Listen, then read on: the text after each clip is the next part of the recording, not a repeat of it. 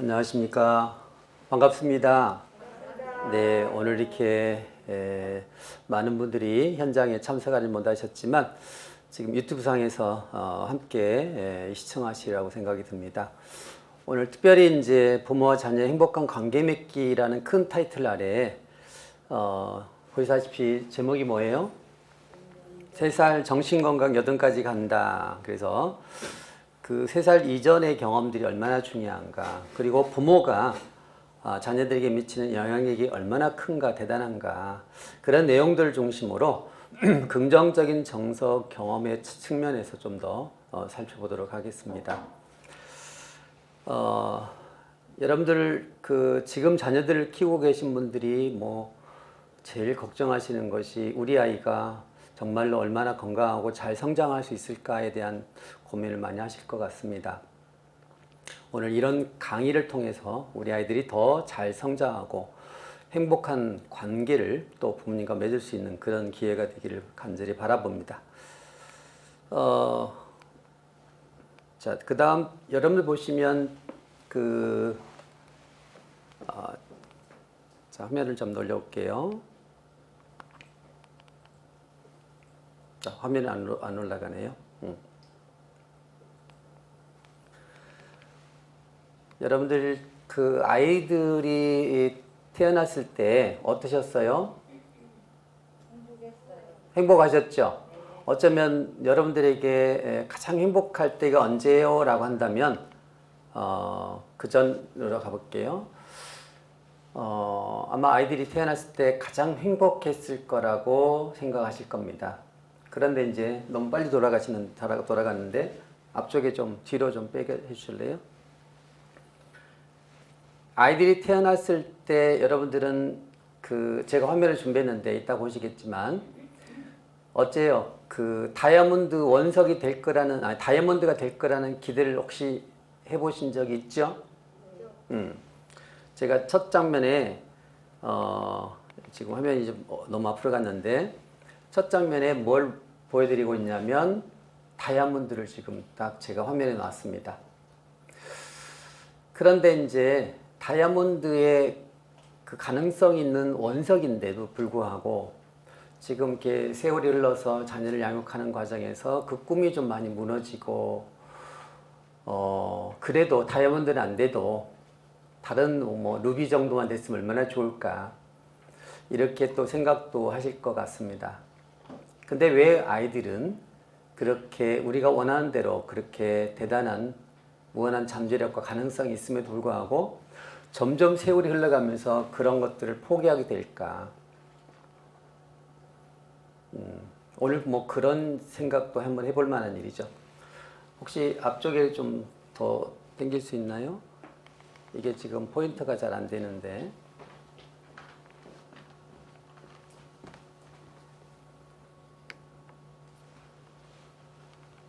죄송합니다. 지금 생방인데 약간 이게 포인트가 좀 안 돼서 여기하고 앞에하고 지금 안 맞아서. 예, 그렇습니까? 자, 여기 보시면, 그래서 이제 화면에 보시면 그렇죠. 그런데 이제 휴의 우화라는 아주 재밌는 우화가 있어요. 너무 좀 내용이 많아서 다 읽기는 좀 어려우시겠지만, 휴라는 아이가 있었는데 그 아이가 남자인지 여자인지는 알 수 없어요. 그러나 그가 태어날 때는 적어도 1조 달러짜리 다이아몬드 원석이었다는 거 분명하죠. 그런데 어린 휴는 자기를 볼 수 있을까요? 없을까요? 우리 어린 자녀들은 자기를 볼 수 있어요? 그러면 누구를 통해서 자기를 볼 수 있죠? 부모를 통해서, 주변 사람들을 통해서 보죠. 근데 주변 사람들이 불행하게도 휴를 원래 그대로 보기보다는 각자의 모자이크가 처리된 렌즈를 가지고 있는 분들이었어요. 그럼 휴를 있는 그대로 보기보다는 자기들이 가지고 있는 렌즈로 그 휴를 볼 수밖에 없었던 거 아니겠어요? 그런데 어느 날 보니까 휴는 자기가 누구인지를 돌이켜보니까 휴가 생각했던 자기는 다른 사람들이 봤던 방식으로, 모자이크가 처리된 눈으로 봤던 방식으로 자기가 그렇게 돼 있었던 거예요. 뭐 예를 들면 이런 거죠. 휴야, 너 왜 그러니? 엄마가 몇 번 얘기했어. 그렇게 하면 안 된다고 했잖아. 어이구, 참 바보 같은 거. 예를 들면 이런 때도 있었죠. 여러분들은 그런 적이 없으시겠죠? 대답을 안 해보니까 전혀 동의를 하지 않으시는데, 아마 여기 오신 분들은 뭐 전혀 그러진 않았을 거예요. 이제 조금 더 여기 있는 휴는 좀 불행한 이제 그 주변 분들을 하고 살았던 모양이에요. 자, 휴를 볼 때 주변 사람들은 그들의 안경에 찍혀 있는 그 상으로 볼 수 있었을 뿐이고, 휴를 정말로 제대로 볼 수가 없었다는 거죠. 그래서 맨 낮에 보면은 휴는 다른 사람들의 상들로 모자이크가 된 그런 사람이라고 생각했고, 그는 자기가 정말로 누구인지 알지 못했다. 그 다음 장 보시면, 때로는, 자, 휴는 그러다 보니까 자기가 누군지를 알 수가 없는 거죠. 그러다 보니까 늘 허전하고 외롭고 뭔가 좀 내가 아닌 것 같은. 자, 우리가 이제 자기 자신에 대한 혼란, 정체성이 문제가 생기면 그 다음 단계가 뭐예요? 그래서 그 혼란을 겪다 보니까 삶의 공허감을 느끼기도 하고, 그것 때문에 이제 그 텅 빈 공허한 허무감을 채우기 위해서 우리는 무언가에 집착하게 되는 거죠. 그 집착이 뭐예요? 여기 빨간 걸로 있죠. 권세, 세상의 명성, 돈, 소유, 또 심각한 경우는 이제 화학 물질, 음식, 섹스, 흥분 등 온갖 것들에 이제 집착하게 되죠. 그런 집착이 나중에는 중독으로 가게 되고, 그럼에도 불구하고 끊임없이 괴롭히는 공허감은 사라지지 않고, 휴는 자기가 마지막에 날 잊지 말아요, 날 잊지 말아줘요 라고 하는 그런 목소리를 들으면서도 휴는 그를 잊었고 결국은 자기가 누군지 결코 알지 못한 채 세상을 떠났다라고 하는 그런 우화가 있습니다. 자, 이 우화에서 우리가 알 수 있듯이 휴는 여기 교재 아까 좀 전에 그 PPT 자료에서는 적어도 15개월 동안 자기를 볼 수 없기 때문에, 이걸 조금 더 확장한다면 적어도 3살 때까지는 자기를 온전히 볼 수 없어요. 조금 더 나이를 넓게 편다면 확장한다면 6살 때까지, 혹은 조금 더 넓게 좀 확장한다면 15세까지. 15세까지는 전적으로 부모에 의존해서 부모님들의 어떤 돌봄에 의해서 생존을 위한 준비를 하는데, 그 시기에 휴의 주변 사람, 우리 자녀들의 주변 사람이 가장 중요한 분들이 누구예요? 우리 부모님이죠. 부모님이 자기를 어떤 방식으로 양육했냐에 따라서 일생이 다르게 결정된다는 거. 이게 정말 무서운 일이더라고요. 제가 그림을 보시면, 한 개인의 문제는 어떻게 연결되냐면 가족 체계와 연결돼요.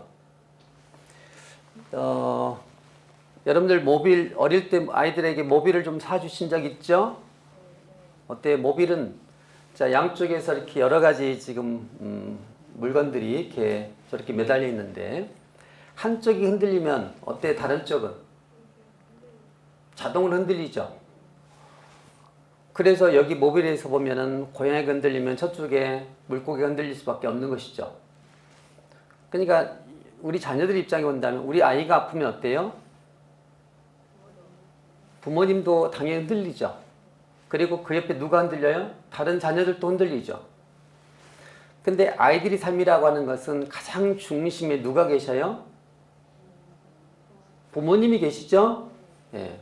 부모님이 두 분 사이 관계에서 어떻게 중심을 잘 잡고 가시느냐. 또 하나는 부모님이 우리 자녀들을 어떻게 양육했냐에 따라서 그의 삶이 달라진다는 거죠. 그러니까 아이들이 뭔가 심적인 문제를 가지고 있다 그러면 이게 이미 외부 세상의 세계에 의해서 연결되어서 이게 흔들릴 수도 있지만, 제일 일반적인 현상들은 중심축에 있는 엄마 아빠가 어떤 방식의 삶을 사느냐, 이게 가장 근원적인 중심이고 가장 중요하다는 거죠. 그래서 가족은 이런 식으로 엮여 있어요. 그래서 길게는 엄마의 과거의 어린 시절의 삶은 우리 자녀의 어린 시절의 양육과정하고 맞물려 있을까요? 맞물려 있어요. 가장 영향력 있는 것은 우리 엄마 아빠의 원가족과의 관계, 누구예요? 친정 부모님, 또 시댁 시부모님. 그들과의 삶의 경험도 현재 우리 자녀들에게 연결되어 있다는 거예요. 여기 모비를 쭉쭉쭉 연결해 보면 수많은 어떤 그 위에 부모들과 연결되어 있겠죠. 그래서 심리학자들 연구해 보니까 5세대까지 영향력을 미치다는 거죠.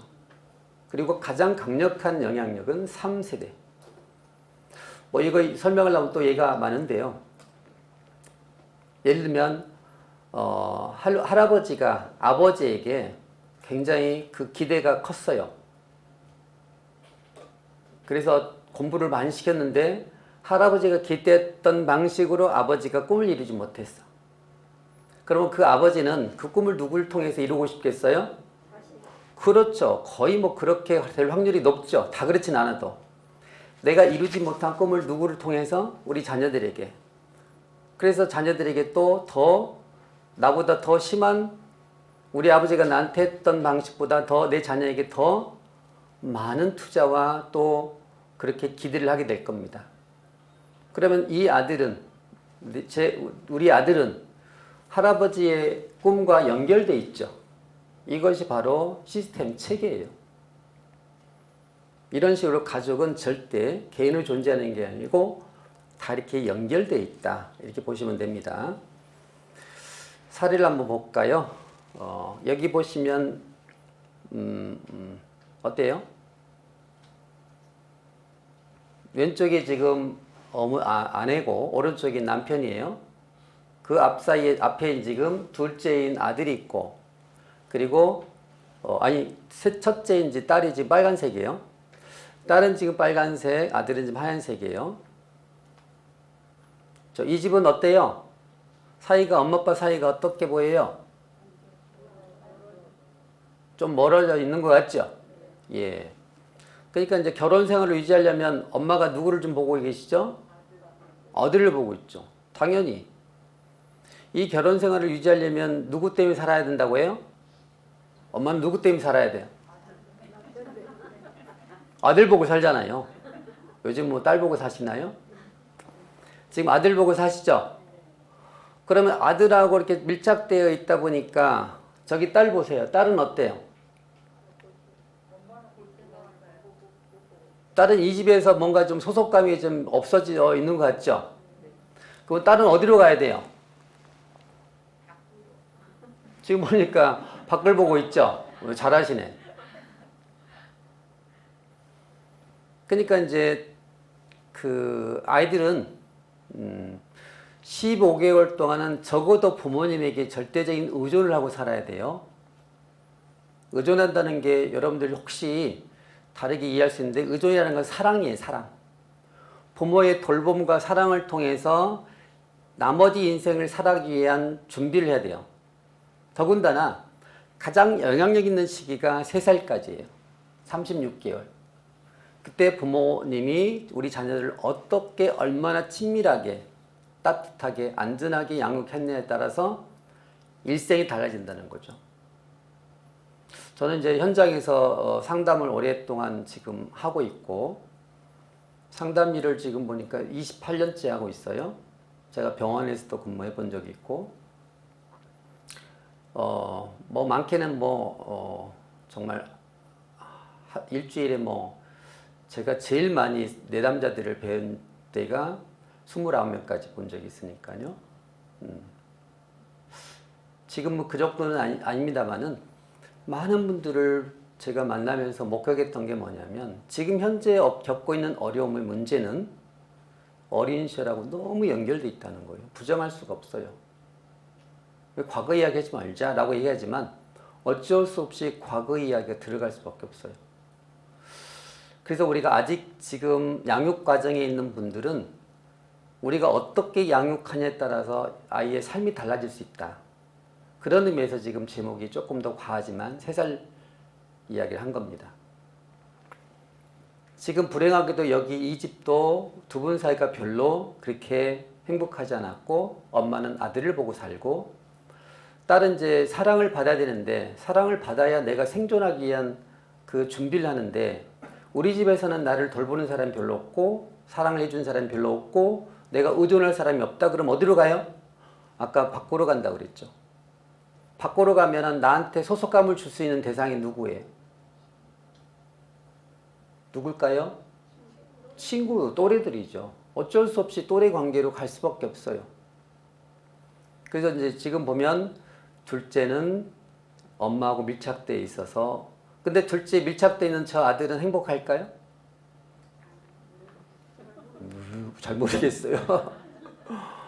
저도 일해본 경험이 없어가지고 잘 모르겠는데 엄마는 정말로 지극정성으로 사랑을 준다고 하지만 실제 아이는 자기가 없어져요.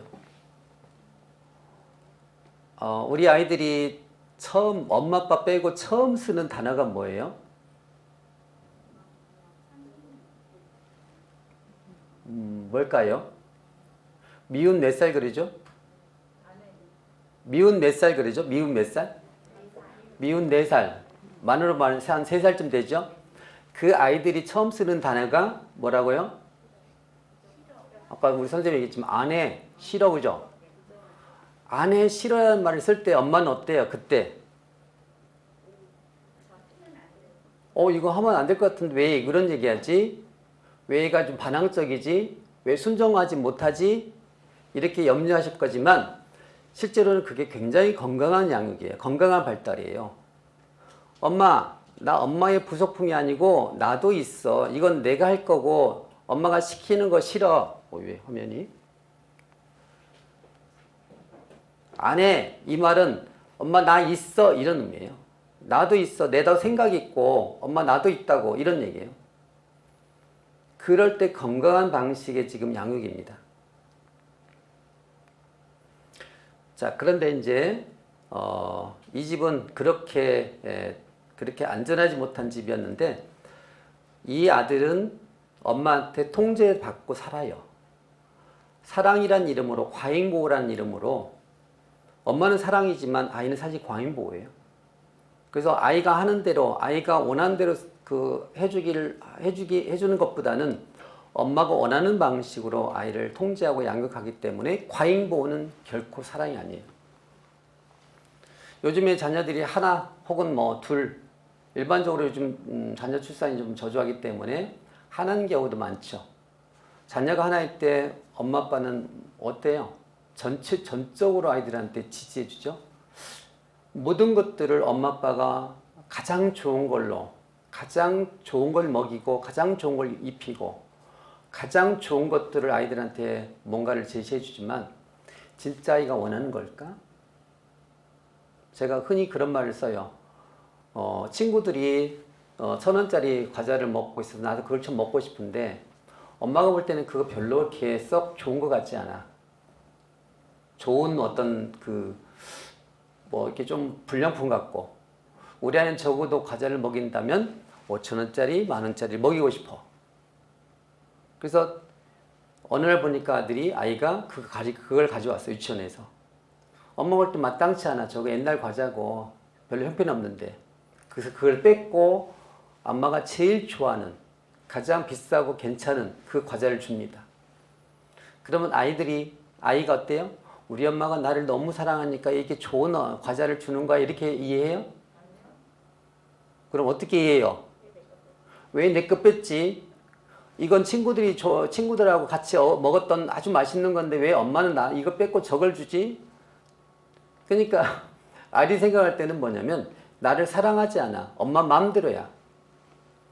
이거예요. 그러니까 이게 결코 사랑이 아니란 얘기죠. 그래서 그런데 왜 엄마는 이렇게 아이한테 그렇게 많은 것들을 큰 아이보다는 둘째에게 이렇게 요즘 흔한 말로 몰빵을 할까? 남편한테 가야 될 사랑이 어디로 가요? 아이한테 가는 거예요, 지금.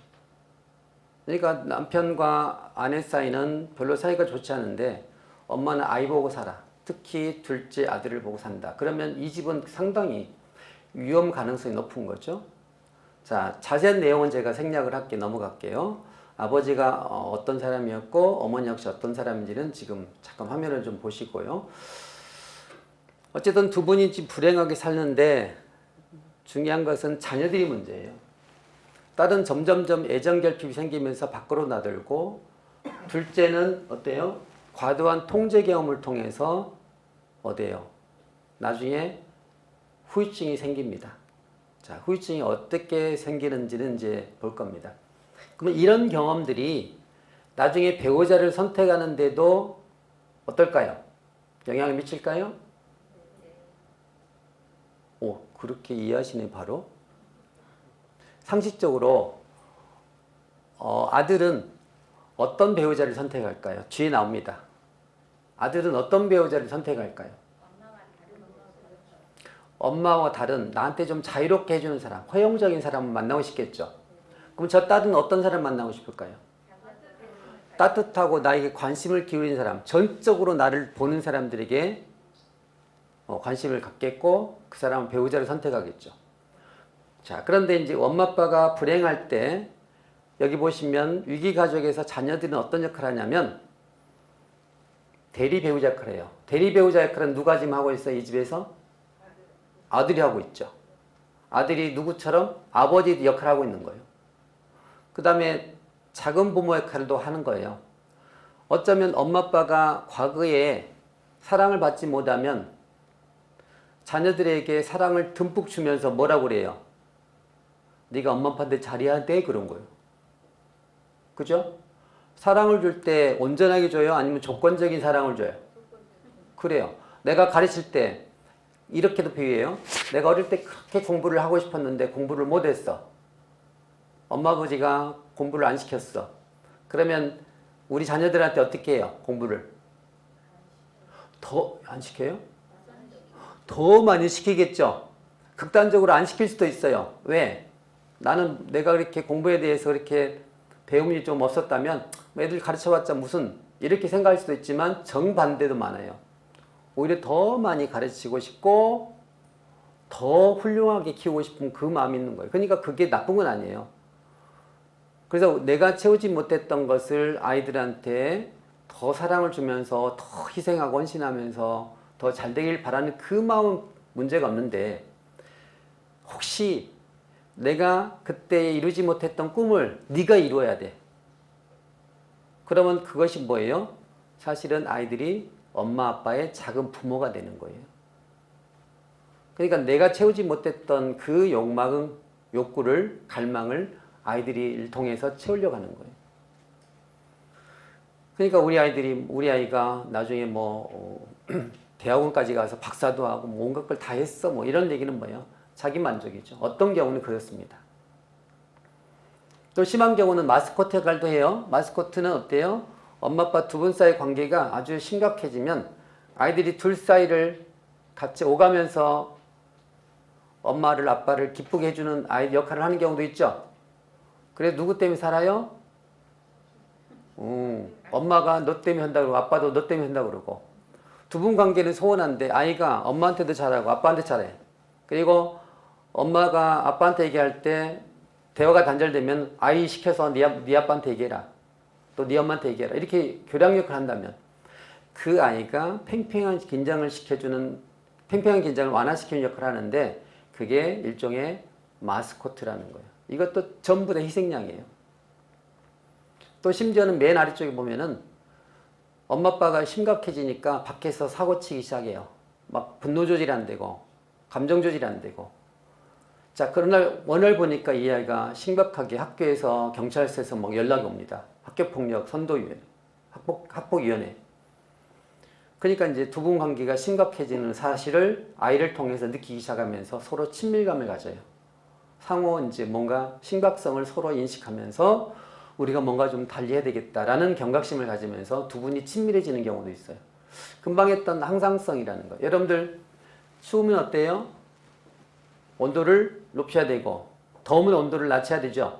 왜? 우리 몸은 일정한 온도를 유지해야 된다는 거. 이게 항상성이에요. 이 항상성, 균형이라는 원리가 아주 여러 그 현상에서 여러 이제 그 현상들이 있죠. 지금 코로나 때문에 우리는 이걸 막아야 되니까 마스크 쓰잖아요. 우리는 무언가로부터 우리를 안전하게 지켜야 돼요. 그러니까 아이들의 입장에서는 가장 최고의 위험이 뭐예요? 엄마 아빠 관계가 틀어져서 깨지는 걸 막아야 돼. 그래서 여기 보시면 가장 이상적인 그 지금 장면이 뭐예요? 이런 관계죠. 엄마 아빠 두 분 사이가 친밀해져서 두 분이 아이들을 바라볼 때, 특히 이게 어릴 때부터 그렇게 바라봤을 때 아이들은 자기 삶을 살기 시작해요.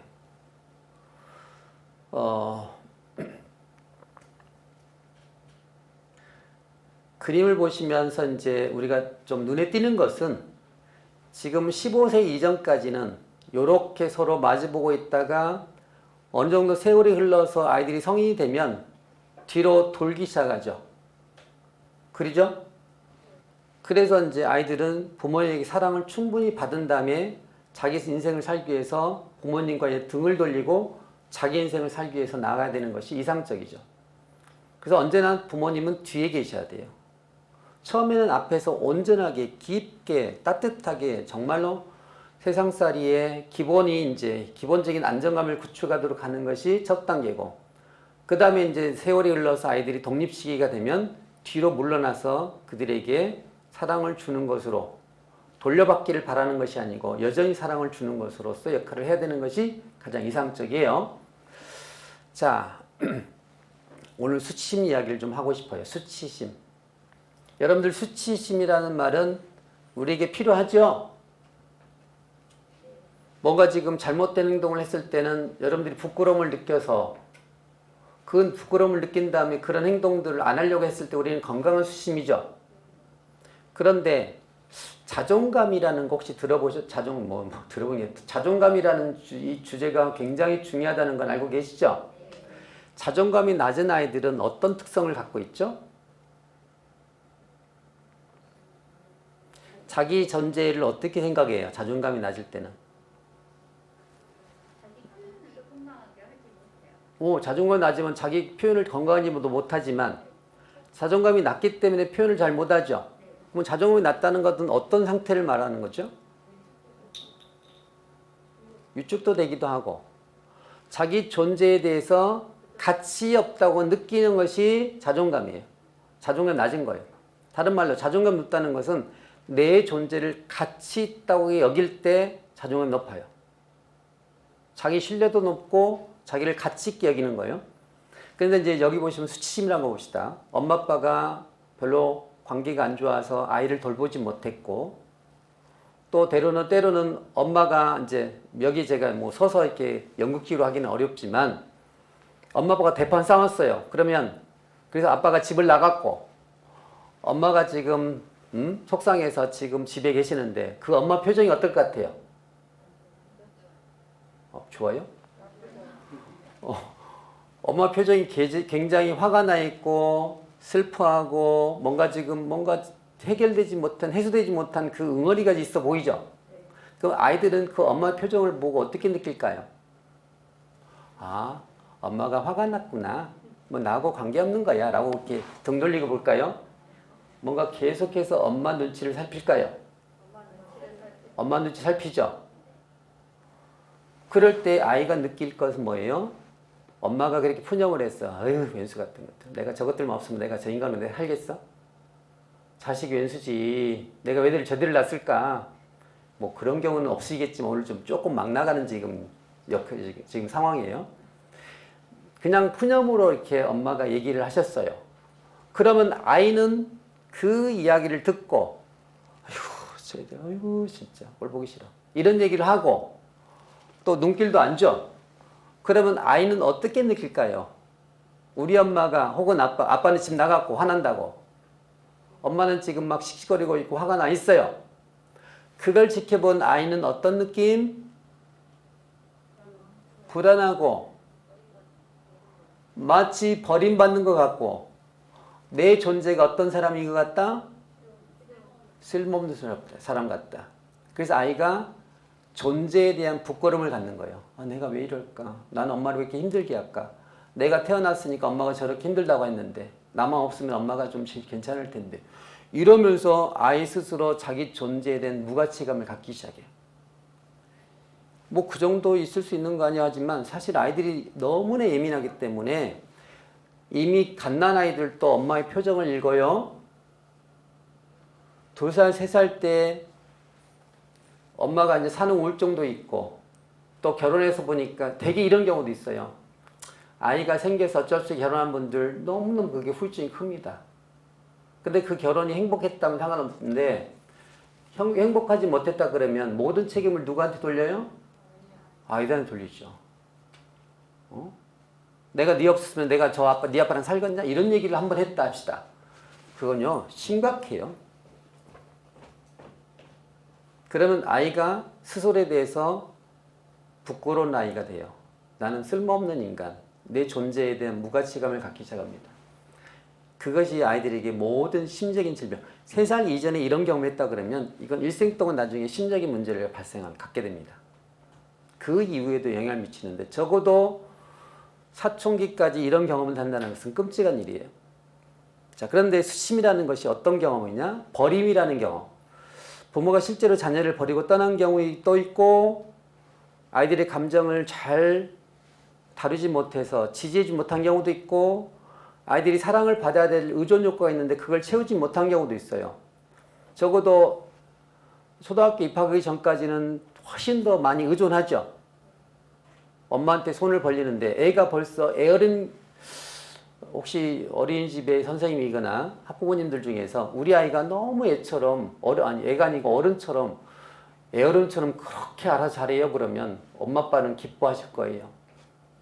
벌써 동생도 돌보고 말하지 않아도 지가 숙제도 하고 알아서 청소도 하고 가방 정리도 하고 그럼 얼마나 예뻐요. 여러분들도 예뻐하셨죠? 그죠?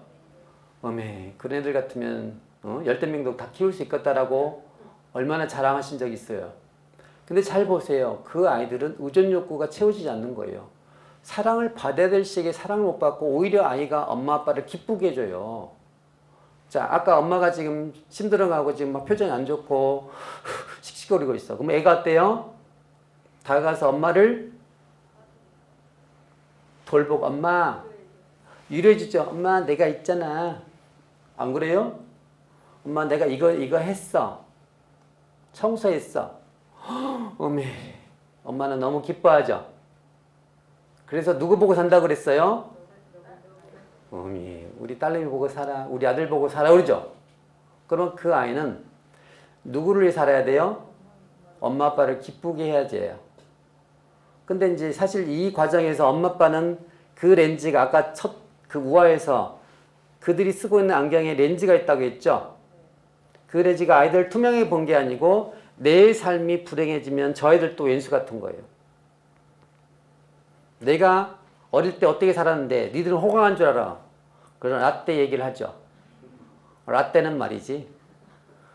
그러면서 네가 얼마나 행복한지 알아? 그러면서 아이를 비난한다 그러면 아이들은 그들의 눈에 비춰진 모습으로 자기를 계속해서 자기 그에 대한 그림을 그리고 있는 거예요. 자, 그래서 실제로는 여기 보시면 학대를 하는 경우도 이런 거예요. 지금 신체 학대가 제일 심각한 것 같지만 더 심각한 건 정서적인 학대예요. 또 그 다음에 이제 성적인 학대, 영적으로 학대하는 것은 존재를 완전히 깡그리 무시하는 거. 이것은 영혼이 망가지는 거예요. 그래서 수치심이라는 것이 그렇게 끔찍하고 무섭다. 이거 외에 이제 아이들에게 수치심을 유발시켜서 결국 이 수치심 때문에 자존감을 무너뜨리는 것은 수없이 많은 일들이 많습니다. 많은 일들이 있죠. 이런 것도 있죠. 부모 자신이 채우지 못한 의존 욕구를 자녀를 이용해서 채우려고 해요. 예를 하나, 뭐 시간이 없으니까 많은 예를 지금 설명하기 좀 어려운데 아까 말씀드린 대로 엄마가 어릴 때 사랑을 잘 못 받았다 그러면 사랑을 못 받은 엄마는 어떤 방식으로 아이들에게 사랑을 줄까요? 너무 지금 질문이 많죠. 사랑을 못 받았다 그러면 사랑을 못 받은 엄마들은 혹은 아빠들은 아이들을 어떻게 사랑을 줄까요?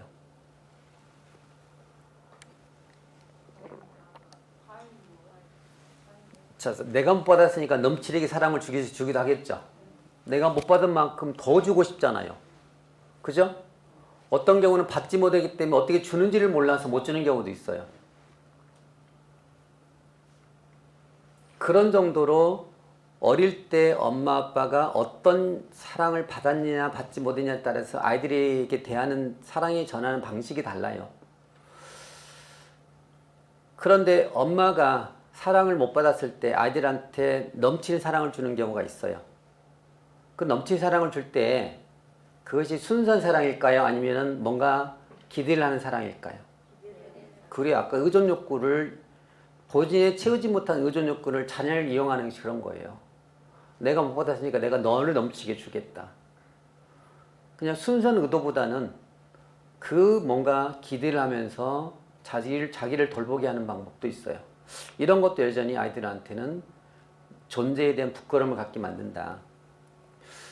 그래서 그 수치심이라는 것은 얼마나 무서운 것인지 그 존 브래드쇼라고 하는 미국의 유명 심리학자는 인간이 가지고 있는 모든 심적인 질병의 가장 원천인 뭐냐? 수치심이라고 그랬어요. 수치심. 여기 보세요. 존재에 대한 부끄러움. 아이들이 수치심이 느낄 때 아까처럼 뭐 돌보지 못한 경우도 있지만 실제로 가끔은 아이들을 두고 떠난 경우도 있죠. 그러지 않아요? 엄마 아빠 못 살겠다 이제. 네 아빠한테 가. 너 엄마한테 가. 이런 식의 아이들을 실제로 버린 경우도 있고 심리적으로 버린 경우도 꽤 많죠. 귀찮아. 응? 공부도 그렇게 못해가지고 어떻게 살래? 이런 식의 비난. 그러니까 참 엄마 아빠 된다는 건 너무 어렵죠. 어쩔 수 없어요. 우리도 완벽한 부모님 밑에서 성장하지 못했기 때문에 우리 자녀들에게도 완벽하게 부모 역할을 하기는 좀 어렵다는 거 인정해요. 그건 어쩔 수 없는 상황으로 이해해야 돼요. 그러나 그 상처를 최소화하려고 우리가 어떻게 노력할 것이냐. 완벽하게 좋은 엄마, 좋은 아빠 되길 수는 없어요. 그래서 충분히 좋은 엄마, 좋은 아빠면 좋겠다. all good이 불가능하다. 완벽하게 좋은 엄마, 좋은 아빠는 불가능하다. 그러니 good enough mother라고 해서 충분히 좋은 엄마면 좋겠고 충분히 좋은 아빠면 좋겠다. 그러면 부정적인 것보다는 조금 더 좋은 쪽이 더 많아야 되겠죠. 상처를 주는 쪽보다는 조금 더 사랑을 주는 쪽이 더 많았을 때 그나마 그래도 그런 경우를 좋은 엄마, 좋은 아빠라고 얘기하는 거예요. 자, 그래서 영혼의 병 수심이라는 것은 영혼의 병이라는 것은 이제 그만큼 심각하다는 얘기죠. 그것이 모멸감에서 굴욕감에서 느낀 것이든 난관에 성공적으로 대처하지 못했다는 실패감에서 느낀 것이든 간에 다른 사람이 아닌 자기 스스로에 의해서 경험하게 되는 가장 쓰라린 경험이다. 또 수심은 내면에서 느끼는 상처로서 우리를 자기 자신과 타인 모두에게 분리시키는 괴리감을 갖게 하는 그래서 이 모든 심적인 질병의 근원이 수치심이다라고 하는데 아이들 스스로도 갖게 할 수도 있지만 사실은 모멸감, 굴욕감은 어디서 와요? 대개는 양육이라는 특별한 과정에서 옵니다. 그래서 수치심이라는 것은 모든 심적인 질병의 원인이고 자기를 살해하는 것이고 이것이 나중에 이렇게 다양한 방식의 심리적인 문제를 유발한다는 말씀을 드렸어요. 자, 수치심 이야기를 꺼내면서 이제 그 다음 우리가 공부를 할 내용이 혹시 트라우마를 들어보신 적 있나요? 와우. 트라우마 중에서 발달 트라우마가 있어요. 이 수치심 얘기는 좀 넘어갈게요. 발달 트라우마가 있는데요. 발달 트라우마. 자, 어린 시절의 트라우마가 크면 클수록 그 후유증은 그것이 일생 동안 반복되어 나타난다는 거죠. 가장 큰 후유증이 뭐냐면 아까 금방 잠깐 그림이 지나갔지만 폭력이에요. 폭력. 가장 폭력. 살다 보면 아버지가 소리 좀 지르고 엄마도 좀 맞대응에 싸우고 큰 소리 치면서 사내 못 사내 하는 게 흔한 일같이 느껴지기도 하죠. 그러나 요즘 많이 이제 줄어들었지만 과거에 그런 엄마 아빠 부부싸움이 그렇게 대수롭지 않게 그냥 넘어간 게 많았는데 과거에 미국에서 이제 조사해 보니까 엄마 아빠 부부싸움에서 느끼는 아이들의 공포하고 또 전쟁에서 느끼는 공포하고 어떤 게 더 심각할까요? 이제 질문하니까 부부로 넘어가지만 사실은 거의 맞먹는다고 그래요. 그러니까 엄마 아빠가 싸움이 전쟁에서의 공포하고 거의 맞먹는 정도라는 거예요. 우리는 그냥 뭐 큰 소리 한번 냈고 그 다음에 아무렇지 않은 듯 그렇게 또 다시 일상을 살아가지만 아이들이 느끼는 공포는 사실 생각보다 심각하다는 거죠. 그래서 어린 시절에 그런 상처, 큰 소리 이런 경험들이 노출된 아이들은 그때의 상처가 성인 돼서 또 여전히 그 내면에 자리 잡고 있다. 이런 얘기예요. 제가 별로 재미없으신가 대답을 좀 별로 안 하시네. 유튜브에 계신 분들은 대답을 좀 잘하고 계시겠죠? 예. 그래서 이게 트라우마라는 얘기를 해요. 근데 어린 시절에 겪는 트라우마를 뭐라고 해요? 발달 트라우마. 그러면 어린 시절에 엄마 아빠 양육에 의해서 특히 3살 이전에 겪었던 트라우마는 이게 이미 판박이가 딱 몸에 붙어가지고 이게 해결이 안 되고 해소가 안 되는 경우가 참 많아요. 그런데 이 트라우마가 발달 트라우마가 나중에 지속적으로 자 발달 트라우마에 문제가 생기면 아까 얘기한 대로 수치 문제가 생겨요. 내 존재에 대한 무가침을 가지면 그 존재에 대한 무가치감이 자존감을 떨어뜨리면서 세상과의 관계를 어떻게 맺을까요? 내 존재가 무가치감을 가져서 수치미 있는 아이들은 아까 우리 선생님 말씀한 대로 위축감을 가져요. 또 쉽게 무기력해져요. 다른 말로 쉽게 우울감을 가져요. 쉽게 불안해요. 너무나 불안을 견딜 수 없을 때 요즘에는 이제 자해를 해요. 이런 끔찍한 그 문제의 원천이 뭐냐면 이 발달 트라우마예요. 이 발달 과정에서 일어났던 심적인 상처가 점점점 세월이 흘러도 여전히 그 후유증을 겪고 있다 그러면 요즘에 이걸 복합 트라우마, 컴플렉스 트라우마라고 그래요. 뒤에 잠깐 나옵니다만은. 그래서 어린 시절의 상처가 얼마나 중요한가. 또 하나 막갈ring에서 아까 딸이 좋아하는 남자가 다정한 사람 그랬죠. 그래서 이 딸은 친구들에게 밀착돼 있고 나중에 이제 엄마 아빠를 통해 사랑을 받지 못했다고 한다면 대개는 이성 친구에게 사랑을 받기 위해서 빨리 배우자를 만나는 경우도 있어요. 어쩔 수 없겠죠. 내게 사랑은 채워야 돼.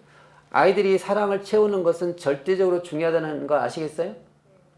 우리 부모님에게 사랑을 받고 따뜻한 인정을 받아야 자기가 생존할 수 있는 가능성이 높아요. 근데 그런 욕구가 없으면 아이들은 죽어요. 그래서 생존하기 위해서 우리는 사람들과 관계 맺고 어울려야 되고 친밀감을 가져야 되는데 진화심리학자들이 그런 얘기를 해요. 이런 그 관계와 소송의 욕구를 가지고 있는 사람들일수록 생존력이 더 높았다. 근데 관계와 소속의 욕구가 없는 사람들은 혼자 고립돼 살다 보니까 위험한 환경에서 대처할 수 없으니 그들은 빨리 죽었다. 그래서 인간은 그런 욕구들을 가지고 있는 사람들만 지금 생존해서 결국 인간의 가장 근원적인 욕구 중에 관계 욕구, 사랑의 욕구, 다른 말로 애착의 욕구, 이 욕구가 생존을 위해서 필수적으로 필요하더라. 그런 인간은 그렇게 욕구를 가질 수밖에 없다. 이렇게 설명을 해요. 그만큼 뭐 여담입니다만 한마디만 이제 다른 예를 들어볼게요. 노인 심리학자가 최근에 몇 년 전이군요. 몇 년 전에 제가 그 강의를 들은 적이 있는데 강원도 쪽에 있는 분들보다 호남 쪽에 있는 전라도 쪽에 있는 그 어르신들이 노인분들이 더 생존율이 더 오랫동안 사시더래요. 왜 그럴까 했더니 강원도는 눈이 많잖아요. 눈이 많으면 다 외부 세계가 고립되고 관계를 못 맺는데요. 어때요? 이쪽에는 그러기보다는 같이 협동문하고 마을마다 다 뭐가 있어요? 마을회관이 있죠.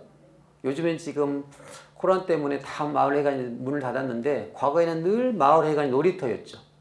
놀이터에서는 뭐예요? 서로 어울려서 밥도 해 드시고 이것저것 또 행사도 하고 많죠. 그러니까 뭐냐면 어울려 있다는 거죠. 이게 생존력을 더 높이는 거예요. 그러니까 이쪽에 노인 인구들이 훨씬 더 수명이 더 높더라. 이런 얘기를 한 적이 있었어요. 그래서 인간에게는 바로 관계를 가져야 생존하기가 쉬워요.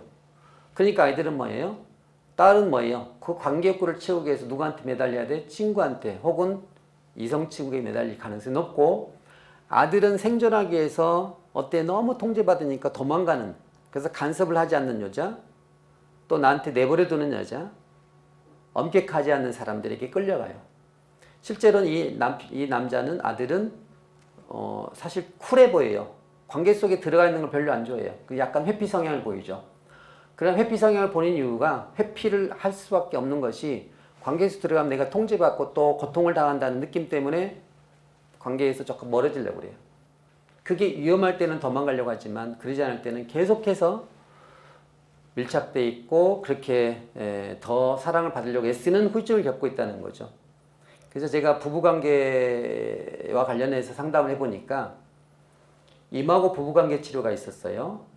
그 치료는 뭐냐면, 배우자를 선택할 때 누가 기준이에요? 엄마 아빠가 기준이에요. 그래서 부모를 닮은 사람을 만나요. 근데 좋은 점은 담고 안 좋은 점은 담지 않은 거라고 의식적으로 노력하지만, 실제로 배우자를 선택할 때 무의식적으로도 부정적인 면도 갖고 있는 분들이 끌려간다는 것을 밝힌 것이 임하고 이론이에요.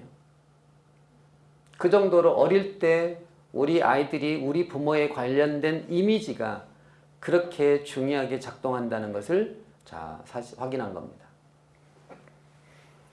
자, 여기 보시면 이제 트라우마에 대한 이야기를 지금 본격적으로 하는데, 트라우마가 시간이 많지 않아서 조금 핵심적인 내용만 좀 다뤄볼게요.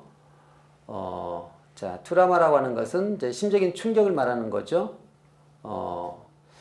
아이들이 이제 느꼈을 심리적인 충격들은 크게 보면 이제 엄마 아빠 싸우는 것도 있지만, 엄마 아빠가 돌보지 못해서 혼자 남겨진 것도 트라우마예요. 실제로 이런 경우도 있더라고요. 엄마가 너무 바빠갖고 또 아이를 돌봐줄 사람 없고, 그래서 4살짜리 아이를 집에서 혼자 가둬놓고 밖에서 문 잠그고 시장에 갔는데 애가 자고 있길래 아이가 눈을 떠보니까 엄마는 사라져 있고 밖은 문은 잠가져 있고, 그때 그 아이가 느꼈을 법한 공포는 얼마나 컸겠어요.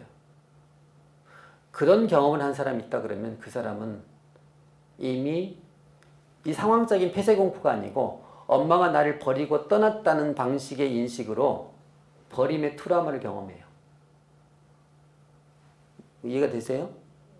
이 아주 있을 수 있지라고 하는 사건이지만, 그 사건은 일생 동안 내 편도체에 입력이 돼요. 버림에 대한 공포가. 그러니까 그런 이제 상처를 경험한 사람들은 사람들에게 집착하거나, 사람들이 나를 버릴지 모른다는 두려움 때문에 사람들과 거리를 두고 못 만나고 회피하는 사람이 되는 경우도 있어요. 이게 바로 트라우마예요. 트라우마는 여러 가지가 있겠지만 우리가 여기서 보는 것은 빨간 글씨로 어린 시절 학대, 이런 것들, 부모로부터의 어떤 그런 상처들에 대한 이야기를 하고 있고, 왜 아이들은, 갓난 아이들도 트라우마를 경험할까? 아이가 지금 막 배고파서 울고 있는데 엄마 아빠가 싸우느라고 애를 안 봐줘. 그리고 어디에? 저 심지어도 넘겨놨어. 예전에 정말 아이가 죽은 사건도 많죠. 애를 안 보고 애가 울든지 말든지 관심을 기울지 않아. 아무리 울어도 엄마 아빠가 오지 않아. 그럴 때 아이는 버림의 트라우마를 또 경험해요. 이 버림이라고 하는 것은 이게 꼭 아이한테 버린 것이 아니고, 외면에도 버림의 트라우마를 갖게 돼요. 외면하는 것도. 엄마 아빠가 하루 이틀 싸우다 보니까 엄마가 며칠 동안 집을 나가신 적도 있죠. 하루 이틀. 그래도 아이한테는 그 하루 이틀이 엄청나게 공포스러운 장면이에요. 자, 화면에 지금 고정되어 있네요. 여기. 편도체 뇌는요, 뇌를 좀 설명을 드릴게요. 편도체라고 하는 것이 얼마나 중요한지. 자, 화면이 조금 정지됐는데 괜찮을까 모르겠네. 이게 생방이다 보니까 여러 여건의 어려움이 있음을 잘 이해하고 계시겠죠? 예, 그래요. 여러분들, 우리 뇌를 잘 보시면 우리 뇌에는 세 층의 뇌가 있어요. 뇌를 좀 설명할게요. 자, 여기를 보시면 이렇게 설명하대요. 이렇게 보면 여기가 간뇌라고 해가지고 척수에서 올라오는 그 영역이 같네요. 그 다음에 간내에 연결되어 있는 것이 중심 부위가 뭐냐면 이게 여기 밑에가 뇌간. 죄송해요. 뇌간이에요. 뇌간. 뇌간이고 요 중심 부위가 이제 간뇌라고 그래요. 여기는 변형계라고 그래요. 변형계는 시상하부, 뇌하수체 시상하부, 해마, 편도체 이런 것들이 들어있는 영역이에요. 그러면 이 두 개의 뇌는 이미 완성되어서 태어나요. 여러분 잘 보세요. 여기 있는 뇌간하고 간뇌는 이미 완성되어 태어납니다. 그런데 요 위쪽으로 이제 포개지는 뇌가 있어요. 이렇게 포개진 뇌가 어디예요? 이게 대뇌피질이에요. 대뇌피질은 아직 완성되지 않는 상태에서 적어도 이제 3, 4세부터 조금 발달하기 시작하는, 완성되기 시작하는 그런 뇌예요. 그러면 여기 밑에 지금 올라오는 뇌를 감각뇌라고 그래요. 감각뇌. 다른 말로 생존뇌라고 그래요. 그리고 여기 중간쯤은 뭐냐면 감정뇌라고 그래요. 이 두 개가 이미 가지고 태어나기 때문에 구뇌라고 그래요. 구뇌, 올드 브레인. 구뇌라고 합니다. 근데 구뇌는 이제 가지고 태어나고 생존을 위해 필요한 거예요. 생존을 위해서. 그런데 이제 세월이 흘러가면서 양육 과정에서 이제 이 대뇌피질이 완성되면서 사고뇌가 이제 발달합니다. 자, 그러면 엄마 아빠가 큰 소리 싸우고 있어요. 그러면 어때요?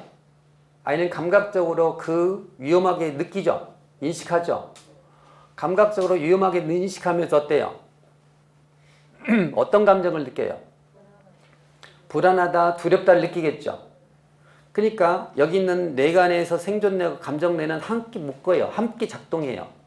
감각적으로 소리가 크고 막 사네 못 사네 그러다 보니까 그게 아이가 위험해 라고 지각을 하고 그 다음에 불안해, 공포스러워, 두려워 이런 감정을 느끼는 거예요.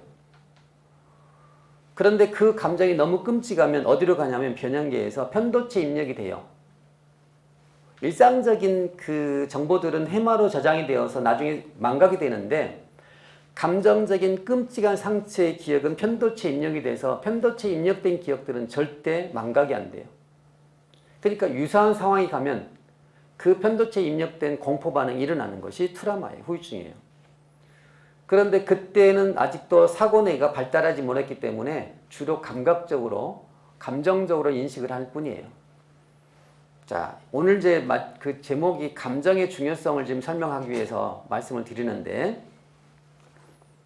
어린 시절에 그런 감정적인 기억들이 입력됐을 때 이것이 일생 동안 영향을 미친다는 거. 3살 때의 정신건강이 일생 동안 영향을 미친다는 거죠.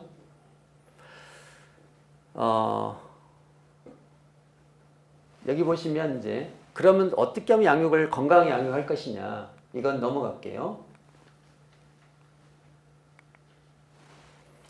요 뇌를 이제 감정들을 어떻게 하면 따뜻하고 안전하고 그리고 위험하지 않게 느끼도록 하기 위해서는 어떤 방식이 있을까? 요건 이제 마지막에 감정을 돌보는 방법들에 대한 설명을 할 거예요.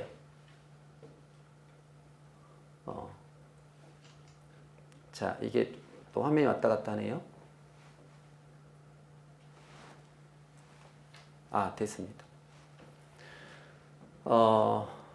자, 그 얘기는 좀 이따 나누기로 하고 어쨌든 트라우마가 감정에 영향을 미치고 있고 그 감정은 편도체에 입력되기 때문에 편도체에 입력된 기억들이 절대 지우지 않아서 그게 일생 동안 지금 영향을 주고 있다라는 말씀을 드렸죠?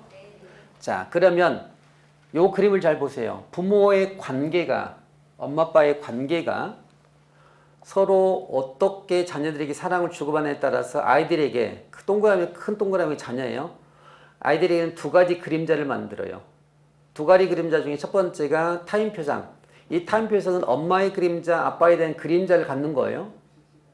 엄마 아빠가 나를 사랑한다 그러면, 사랑해주고 따뜻하다 그러면 아이는 세상 사람들은 따뜻해라는 그림자를 갖게 되고, 그리고 나는 나에 대한 자기 표상은 자기 그림자예요. 나는 사랑을 받았다는 아주 포근한 자기 그림자를 가져요. 그러면 이 두 가지 그림자를 가지고 누구를 만나요? 세상 사람을 만나죠. 근데 이제 이게 애착이 여기서 일어나요. 조금 더 설명을 한다면 엄마 아빠 그림자가 좋거나 나쁘거나 그렇게 볼 수도 있고 내 그림자가 좋거나 나쁘나 그럴 수도 있죠. 그럼 엄마 아빠 그림자도 좋고 내 그림자도 좋아. 그러면 어때요? 그게 안정애착으로 가요. 엄마 아빠의 그림자는 너무 좋은데 내 혼자 있는 그림자는 너무 외롭고 슬퍼. 그러면 이것은 뭐예요? 엄마 아빠한테 매달리고 싶어. 사람들한테 매달리고 싶은 그런 집착애착을 해요.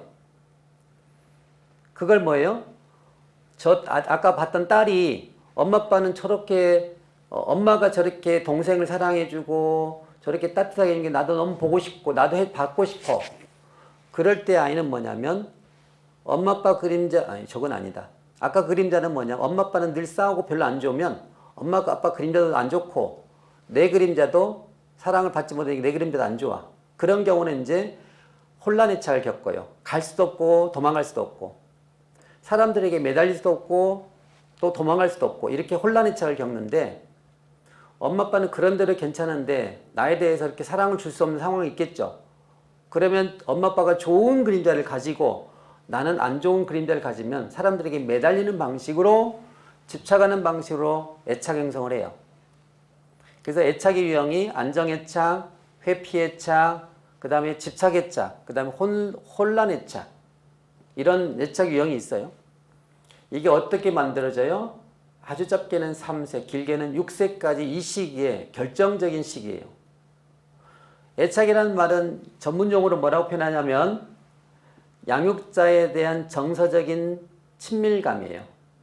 그러니까 우리 엄마 아빠가 나를 사랑해주고 돌보는 엄마 아빠가 정서적으로 따뜻하고 친밀할 때 그때 비로소 아이들은 애착 형성이 이루어지게 되고 세상은 안전하고 나는 소중하고 사랑스럽고 그래서 안정적인 애착을 갖고 있는 아이들은 어떻게 반응하냐면 엄마 아빠가 안 계시면 조금 불편하긴 해요.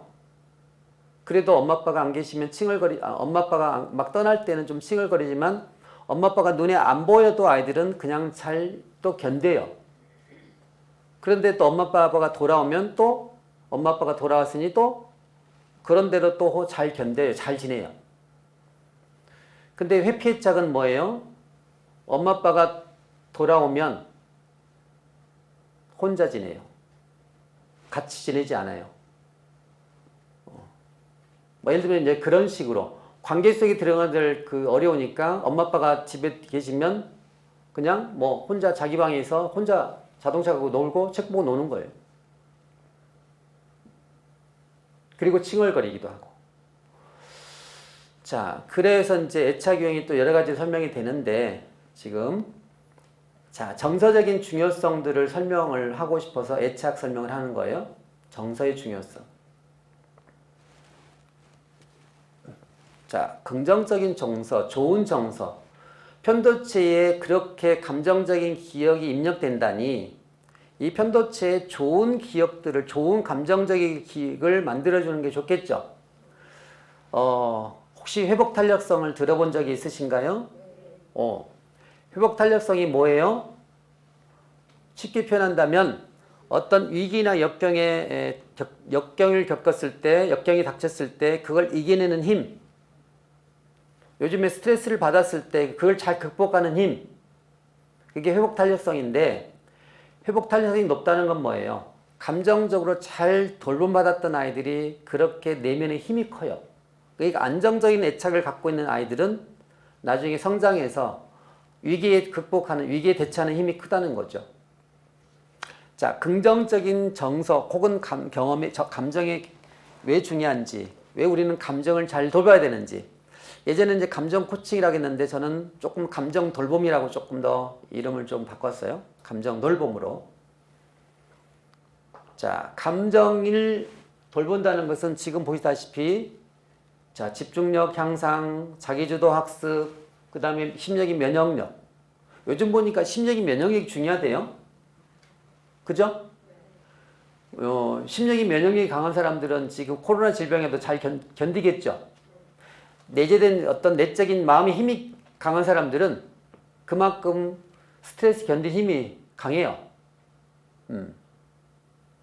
그래서 심리 면역력을 그러니까 몸이 아프면 뭘 돌봐야 돼요? 오늘 좀 이걸 한번 기억해 보세요. 몸이 아프면 무엇을 돌봐야 돼요? 몸을 아프면 마음을 돌봐야 돼요. 몸의 문제는 마음과 연결돼 있어요. 그래서 몸이 아프면 어떤 신체적인 질병, 암이다, 무슨 어떤 특별한 어떤 질병이 걸렸다 그러면 그 질병에는 스트레스하고 굉장히 밀접하게 연결돼 있고 그것이 심적인 문제하고 맞물려 있다는 거예요. 그러니까 신체적인 질병을 잘 돌보려면 심적인 접근을 하는 것이 필요하고 그러면 심적인 질병이 걸렸을 때는 뭘 다뤄야 돼요? 지금 심적인 문제가 생겼어. 그럼 어떻게 해야 돼요? 거꾸로 가면 돼요. 몸을 다루면 몸의 측면, 몸에 연결되어 있는 감정을 잘 돌보면 이거예요. 감정은 몸과 연결되어 있어요. 여러분들 화가 날 때 어떻게 반응해요? 화가 날 때 몸에서 어떤 반응이 올라와요? 막 심장이 빨라지고 우라통이 터진다고 그러죠? 불안하면 어떻게 반응해요? 불안하면 몸에서 어떻게 반응이 일어나요? 온몸이 오그라들고 수축되는 긴장 반응을 보이죠. 그러니까 불안과 두려움과 분노란 이런 감정은 사실 몸과 관련돼 있어요. 우리 정서는 감정은 신체적인 감각과 연결돼 있다는 얘기예요. 약간 감각은 무슨 뇌? 아까 뇌에서 감각을 담당하는 뇌가 뭐라고 했어요? 뇌간이라고 했죠. 뒤쪽에 뇌간이죠. 그 다음 중심 부위가 간뇌라고 그랬죠. 자, 그래서 감각뇌하고 감정뇌는 서로 같이 연결되어 있어요. 그러니까 심적으로 우리가 문제가 생기면 몸의 감각들을 동원해서 감각의 문제를 풀어서 몸의 긴장을 이완시켜서 더 많이 움직여서 그러니까 우울증의 가장 좋은 첫 번째 치료가 뭐예요? 움직이는 거예요. 운동하는 거, 활동하는 거. 그죠? 그래서 심적인 문제가 발생하면 몸을 건강하게 하는 것도 아주 유용한 전략입니다. 그 중에 감정적인 상처하고 신체 부위가 아주 밀접해 연결돼요. 예를 들면 아까 트라우마 말씀드렸죠. 트라우마. 어릴 때부터 심적인 충격을 받고 성장했던 아이들이 그 공포가 몸에 학습돼 있어요. 특히 편도체에 입력돼 있어요. 조금만 단서에도 자극에도 신체의 기억들이 다시 회상이 돼서 재현되어서 온몸에서 반응을 보여요. 그럴 때 우리가 할 수 있는 좋은 방법이 뭐예요? 신체적인 어떤 감각들에 초점을 두어서 내 안에서 내 감각에서 어떻게 반응을 보이는지 그런 감각들을 풀어주는 방식의 접근이 효과가 있다고 최근에 이제 또 그런 연구들도 있고 그런 접근도 있더라고요. 그래서 이제 심적인 문제니까 심적을 풀어가는 것도 좋은 방법이지만 정반대로 몸의 감각을, 몸의 문제를 다루어서 그렇게 감정의 공포를 치료하는 경우도 있어요. 요즘에 이제 트라우마를 가지고 신체적인 감각과 연결하는 그런 이론들, 그런 연구들이 굉장히 많아요. 그래서 몸은 기억한다. 그 말 들어보셨죠? 몸은 기억해요. 뭘로? 감정적으로 기억해요. 그래서 어릴 때 그 공포를 경험했던 사람들은 비슷한 상황에 가면 부르르 감각적으로 반응을 보이죠. 제가 부부가 달라졌어요. 또 이야기를 할 수밖에 없네요. 5년 동안 출연하면서 많은 부부들을 만났어요. 부부들은 왜 싸울까요? 부부들은 왜 싸울까요? 싸울 수밖에 없죠. 낯선 사람들끼리 서로 만나서 이제 서로 조율하는 과정에서 그렇게 싸우기도 하고 처음에 눈먼 사랑을 할 때는 모든 게 다 좋아 보이는데 눈먼 사랑이 길면은 36개월이고 짧으면 뭐 몇 개월이라 하던데요. 뭐 학문적으로는 24개월이라고 하는 사람들도 있더라고요. 눈먼 사랑. 절대적으로 화학적인 물질이 나와서 저 사람이 뭔가를 해도 잘못돼도 그냥 예뻐 보이는 것이 24개월이라고 그래요. 그러면 결국 다시 원점으로 돌아오면 결국은 결혼이라는 것은 뭐예요? 나의 아까 그 그림에서 사진에 보여준 인형에서 보여준 그 내용을 보면 우리 어머니 아버지가 나에게 못해준 사랑을 누가 대신해 주기를? 배우자가 대신해 주기를 바라는 것이 결혼이죠. 그래서 배우자는 특별히 우리 부모님과 다른 좋은 면을 닮은 사람을 선택했다고 하지만 알고 보니까 무의식적으로는 비슷한 사람을 선택한 거예요. 그러니 어때요? 서로 각자 상처를 갖고 있는 사람끼리 만나니까 상처를 갖고 있는 사람끼리 만나면 어때요? 상처를 가지고 있는 사람들은 예민하죠. 그러죠? 어릴 때 엄마가 날 이렇게 별로 사랑을 주지 않아서 늘 날 외로웠어. 근데 남편이 어느 날 보니까 자꾸 늦게 들어와. 그러면 늦게 들어오는 남편이 어때요? 이해가 돼요? 아니면 화가 나기 시작해요? 그러니까 그 남편이 뭐 회사상 업무상 좀 늦는데도 불구하고 늦게 온다는 것이 나한테는 엄청 아내한테는 너무너무 고통스러운 거예요. 어릴 때 우리 엄마 아빠 나를 안 봐줬는데 당신도 나를 안 보내? 아무리 회사가 중에 누가 중에? 그렇게 물어보죠. 회사가 중에 내가 중에? 그럼 남편 뭐라고 그래? 회사 처음에는 당신이 중요하지 그러죠. 근데 이게 반복되면 뭐라고 그래? 내가 뭐 굶어 죽어? 이렇게 하죠. 자, 그래서 이 아내가 왜 그렇게 남편한테 예민한 반응을 보일까라고 보니까 어릴 때 엄마 아빠한테 버림받은 트라우마가 편도체에 입력된 거예요. 그러니까 남편이 늦게 들어오거나 또 나한테 큰 소리 치거나 그럴 때마다 누가 연상이 돼요?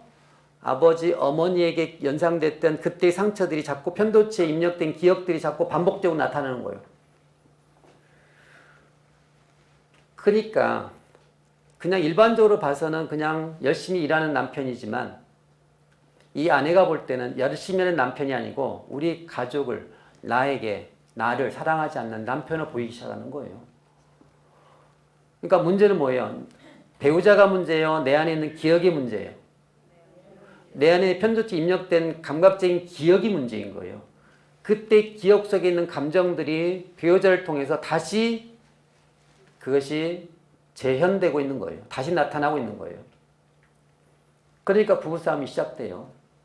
그럼 남편은 남편대로 또 그런 상처를 가지고 있다면 아내가 싸우면서 남편도 어떤 기억이 일어나요?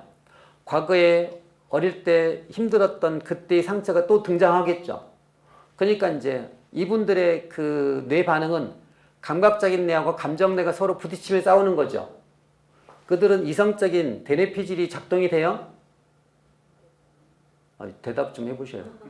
대뇌피 이성적인 사고가 작동이 되냐고요. 그들이 싸울 때는 야수처럼 싸워요. 맨 아래 감각적인 뇌를 파충류 뇌고 두 번째 변형계 이 뇌가 간뇌를 뭐라 표현하면 포유류 뇌요. 동물뇌예요.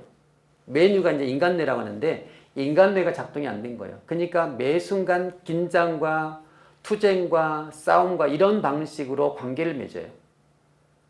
이 극단적일 때는 어떤 반응을 보이냐면 세 가지 형태로 반응을 보여요. 그들의 삶이 부부가 위험해지면 어때요? 위험해지기 시작하면 그들은 세 가지 반응을 보이죠. 하나는 싸우거나 여러분들 위험한 자극이 오면 여러분들 앞에 산에 지금 등산하고 있는데 갑자기 멧돼지가 나타나고 지금 달려들고 있어요. 여러분 어떻게 반응해요? 첫 번째는 일반적인 관계에서는 싸워요. 주변에 몽둥이를 들고 막 싸우기 시작해요. 근데 멧돼지를 싸우는데 그게 안 될 것 같았대요. 멧돼지를 놓고 도망가죠. 도망갔는데 불구하고 끝까지 쫓아온다면 어떻게 해요? 그 다음에는 어쩔 수 죽은 척 해야 돼요. 이제 곰으로 비유하는데 처음에는 싸우지만 이게 파이트예요. 그런데 싸워도 안 되면 어떻게 하냐면 도망가요. 플라이트 도망가요. 3F라고 도망가요. 도망가도 안 되면 어때요? 그 다음에는 포기하고 굴복하기 시작해요. 그냥 자포자기. 프리즈 얼어붙어요. 그러니까 어릴 때 엄마 아빠가 심각하게 트라우마를 유발하면 아이들은 세 가지 반응을 보여요. 엄마 아빠가 애싸워 이렇게 해요. 근데 나이가 들어서는 그렇게 싸우지만 아이들은 대들 수가 없어요. 싸울 수 없어요. 엄마 아빠 제발 그만 싸우라고 말할 수 없어요. 어린아이들은. 근데 아이들이 도망갈 수 있어요? 플라이트 도망갈 수 있어요? 이 집에 도망가면 어떻게 살아요? 못 살겠죠? 그러니까 가장 유일하게 생존할 수 있는, 싸울 수도 없고 도망갈 수도 없으면 어떻게 해요, 아이들은? 굴복해야 돼요. 그래서 어떻게 해요? 엄마 아빠 눈치 보면서 엄마 내가 잘할게요. 아빠 제가 잘할게요. 이렇게 하는 거예요. 그러면서 엄마 아빠가 그러죠. 응? 다 니들 때문이야. 니들 없으면 내가 살겠냐? 이렇게 엄마가 하는 이야기도 들었고, 싸울 때 저것들, 어휴, 저 한심한 것들. 응? 지들도 다 똑같아, 지 엄마랑. 이렇게 얘기하면서 그들에게 엄마 아빠한테 비난받는 아이들은 엄마 아빠가 싸우고 엄마 아빠가 나한테 화를 내는 이유는 누구 때문이라고 믿어요? 굴복하는 아이들은요, 자기 때문에 엄마 아빠가 싸우고 엄마 아빠가 나를 화낸다고 느껴요. 왜? 그게 생존하기 위한 방법이에요. 도망갈 수도 없고 맞서 싸울 수도 없으니 굴복하기 위해서는, 내가 살기 위해서는 굴복할 수밖에 없어요. 굴복하는 사람들이 제일 일반적 현상이 당신들이 옳아요. 저는 잘못됐어요. 그게 생존 전략이에요. 그러면 생존하기 위해서 나는 잘못된 존재니까 아까 수치심이 생기는 거예요. 나는 잘못된 존재라고 그 믿음을 가지고 세상살이를 하다 보니까 세상이 어때요? 학교 가면 친구들이 안전해요? 위험해요. 물론 생물학적인 유전적인 배경도 설명할 수 없는 부분도 있어요. 그러나 설명할 수 없는 부분도 있지만 대다수의 환경의 영향을 받고 있는 측면에서는 이런 양육 시스템, 양육 과정이 얼마나 중요한지를 설명드린 거예요. 자, 이게 그래서 가정 내에서 그렇게 사랑받지 못해서 혹시 그런 위험 환경에 노출돼서 트라우마를 경험했던 아이들이 그 공포와 두려움이 현대집력되어서 나는 잘못된 존재라는 수심을 가지면서 세상과의 관계를 맺으니 늘 세상에서 두렵고 위축되고 그리고 안전하지 못해서 자존감이 낮은 상태로 이렇게 살아가요. 이게 얼마나 무서워요. 자, 너무 좀 특별한 걸 지금 좀 이해하시니까 일반적으로 다 그렇지 하는 건 아니에요. 그런 위험한 상황에 노출됐을 때 그렇다는 얘기예요. 자, 감정의 중요성. 그러면 우리 아이들이 건강하게 양육하려면 감정을 잘 돌봐야 된다는 걸 말씀드렸죠. 그게 감정 돌보는 아이들이 회복 탄수 좋고 집중도 좋고 자기주도 학습도 괜찮고 세상에 대한 심리적인 면역도 좋고 다 그래요. 뭐 감정이라는 것은 뭘까? 감정은 우리를 살아있게 만드는 원천이에요. 감정이 죽으면 다 죽어요. 아까 트라우마 말씀을 드렸으니까 심각한 트라우마를 경험한 아이들이 가지고 있는 두 가지 반응 중 제일 끔찍한 게 뭐냐면 해리장애가 와요. 기억이 사라져요. 너무 심각한 트라우마를 경험한 아이들은 그 기억을 내가 갖기에는 두려우니까 감각내하고 감정내하고 이성내가 서로 사실은 연결되어 있는데 감정내하고 이성내하고 회로를 차단시켜요. 그래서 끊어버려요. 그러니까 감정은 여기서 들어오지만 이 머리로는 인식하지 못해서 무감각해져요. 그리고 기억에서 그 기억이 사라지기 시작해요. 그래서 심각한 경우는 아까 말씀드린 대로 해리장애이거나 아니면 무감동이라고 하는 이런 문제로 이제 이런 어떤 심각한 상태일 때는 그게 얼마나 트라우마가 심한지를 볼 수 있는 거죠. 그래서 우리를 살아있게 만드는 것이, 우리는 살아나도록 돕는 것이 감정이다. 감정은 마음의 근육이라고 그랬어요. 마음의 근육. 감정이 잘 돌아가면, 예를 들면 기쁠 때는 기쁘고 웃고 슬플 때는 울고 억울할 때는 화를 내야 돼요, 안 내야 돼요? 원래 모든 감정은 다 기능적이에요. 우리를 살아있게 만든 거예요. 내가 막 배가 고픈데 우리 엄마 아빠가 나한테 관심이 없어. 나한테 지금 엄마가 먹는 걸 안 줘. 그럼 아이들은 어떻게 반응해요? 울죠. 아이들이 울어서 우는데 그것이 엄마가 놀아달라고 하는 울음인지 배고파서 하는 울음인지 엄마는 기억하죠. 근데 배가 고파서 우는데도 불구하고 관심이 없어. 그럼 어때요?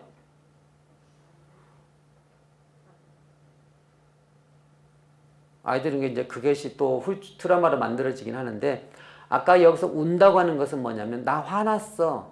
엄마 나 밥 달라고, 먹이 달라고 이렇게 요구하는 그게 분노의 감정이에요. 근데 내 친구가 나한테 뭔가를 자꾸 뺏어가요. 뺏어가면 어때요? 화를 내지 마. 착한 아이는 어때야 돼요? 울면 안 돼, 울면 안 돼. 산타 할아버지는 우는 애들엔 선물을 안 준다고 그랬어. 뭐예요 지금? 억울할 때는 울어야 되고 화내야 되거든요. 제가 제일 싫어하는 만화 영화가 캔디예요. 외로워도 슬퍼도 나는 안 울어. 참고 참지 울긴 왜 우냐고. 슬플 때는 울어야 되고 기쁠 때는 웃어야 되고 억울할 때는 제발 내 거 가져가지 말라고 침범하지 말라고 소리를 질러야 돼. 물론 적대적인 건 아니고 정당한 방식으로 주장을 해서 나를 보호하는 것이 분노예요. 그러니까 모든 감정, 위험할 때는 도망가서 불안을 느껴야 되겠죠? 시험 불안 안 느끼면 공부하겠어요? 시험 불안을 느껴야지 공부를 하겠죠? 불안은 우리를 생존하게 만드는 거예요. 살아남게 만드는 거예요. 그러니까 모든 감정은 다 내 생존에 필요한 건데 특별한 감정을 느끼지 마라 하잖아요. 남자애들은 뭘 하지 마라 그러죠? 어른들이? 울지 마라 그러죠. 남자들도 슬프면 울어야 돼요. 근데 우리 문화에서는 남자들이 우는 것은 짜잔 애들이다. 요렇게들 편견을 가지고 있으니까 감정을 억제해야 돼요. 여자들이 웃음을 해프면 안 되죠? 어때요? 여자들이 웃을 때 어떻게 웃어야 돼요? 허허 웃어야 되잖아요. 이거 역시 감정을, 기쁨에 대한 감정을 차단하는 거예요. 건강하지 못한 겁니다. 우리 문화도 그렇게 영향을 미치긴 해요. 근데 이제 어떤 가족 내에서도 그런 규칙이 있어서 감정을 통제하고 감정을 말살하는 그런 환경은 결코 바람직하지 않다. 그래서 모든 감정들은 충분히 느끼고 그걸 해소할 수 있을 때, 느끼는 걸로 끝나니까 그 감정을 해소할 수 있을 때 그 감정은 사라지고 완료돼요. 근데 그 감정을 두려워, 엄마하고 막 싸울 때 두려워서 숨고 싶었는데 두려운 감정들이 엄마 아빠가 그래 아가야 미안하다. 어릴 때 3살 때 5살 때 기억으로는 5살 때 엄마 아빠가 싸워가지고 너무 무서웠는데 일생 동안 세월이 지나 단 한 번도 우리 엄마 아빠가 나한테 사과한 적이 없다. 그건 한이 맺혀요. 이 한이 맺힌 분노는 누구한테 가요? 다시 그가 부모가 되면 자식한테 내려가요. 근데 그때 엄마 아빠가 너 많이 힘들었지. 얼마나 그때 엄마 아빠가 미웠니. 그 엄마 아빠가 나한테 상처 준 건 정말 이 말 한마디가 녹아요. 그래서 모든 감정들은 느끼고 그걸 해소할 수 있을 때 그게 안전해지는데 느끼지도 못하고 감정을 표현하지 못해서 감정이 어딘가에 편도체 입력이 돼버렸다. 그럼 그게 몸의 어떤 증상으로 나타나요. 나중에. 어떤 특정 부위로 그 몸의 감각의 스트레스가 그 고통이 특정 부위로 딱 정착이 되면 그게 신체적인 질병으로 오는 거예요. 그래서 트라우마가 그만큼 무서운 겁니다. 그래서 감정은 잘 돌봐야 될 것이고 감정은 해소해야 될 것이고 그래서 그 감정이 완료되어야 그 사람은 행복하게 살 수 있다. 그런 내용을 지금 말씀을 드렸어요. 어쨌든 감정은 우리에게 메시지를 특히 어린아이가 어떤 감정을 보일 때는 그게 어떤 분명한 메시지를 보이기 때문에 그 감정을 잘 인식하고 표현할 수 있는 기회를 줘야 돼요. 엄마 어린이집 가기 싫어. 뭐가 어때서 가기 싫어? 얼른 가. 엄마 바쁘니까. 얼른 가. 어디서 가기 싫다고 그래? 엄마 나 싫어. 또 안 그쳐. 울지 말고. 그러면 아이가 엄마 가기 싫어 눈치를 보면서 이렇게 시무룩하고 있다면 감정을 지금 보이고 있는 거거든요. 그때 그 감정이 무엇을 의미할까를 어떤 메시지가 지금 들어있기 때문에 다가가서 감정을 읽을 줄 알아야 돼요. 유치원 어린이집 가기 싫어? 무슨 일이 있어서 그래? 엄마 친구들이 자꾸 나보고 바쁘라고 놀려. 그랬어. 우리 딸인지 아들인지 모르지만 우리 딸 진짜 속상했겠다. 그랬어. 얼마나 속상해. 엄마가 어떻게 해줄까? 엄마 나 안 가고 싶은데. 그래 안 가는 방법은 그것 말고 또 안 가는 방법도 있고 다른 방법 뭐가 있을까? 엄마 친구들 혼내줘. 그래 알았어. 엄마가 혼내줄게. 그러면 이미 엄마가 데리고 가서 선생님한테 말씀을 드려서 우리 아이가 좀 어렵다고 하니까 선생님 좀 잘 돌봐주세요. 이런 말 한마디에 선생님이 또 그런 걸 아시게 되고 상황을 좀 안전하게 조치해 준다면 자기 목적 달성이 되는 거잖아요. 그러니까 감정은 해소돼야 돼요. 이게 축적되고 쌓이면 안 되는 거예요.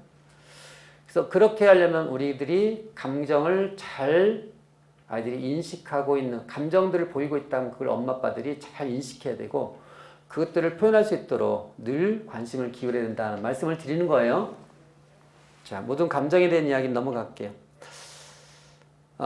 여기 무감동도 있었고 두려움, 슬픔, 분노라는 이런 부정 감정도 나쁜 거 아니라고 했죠.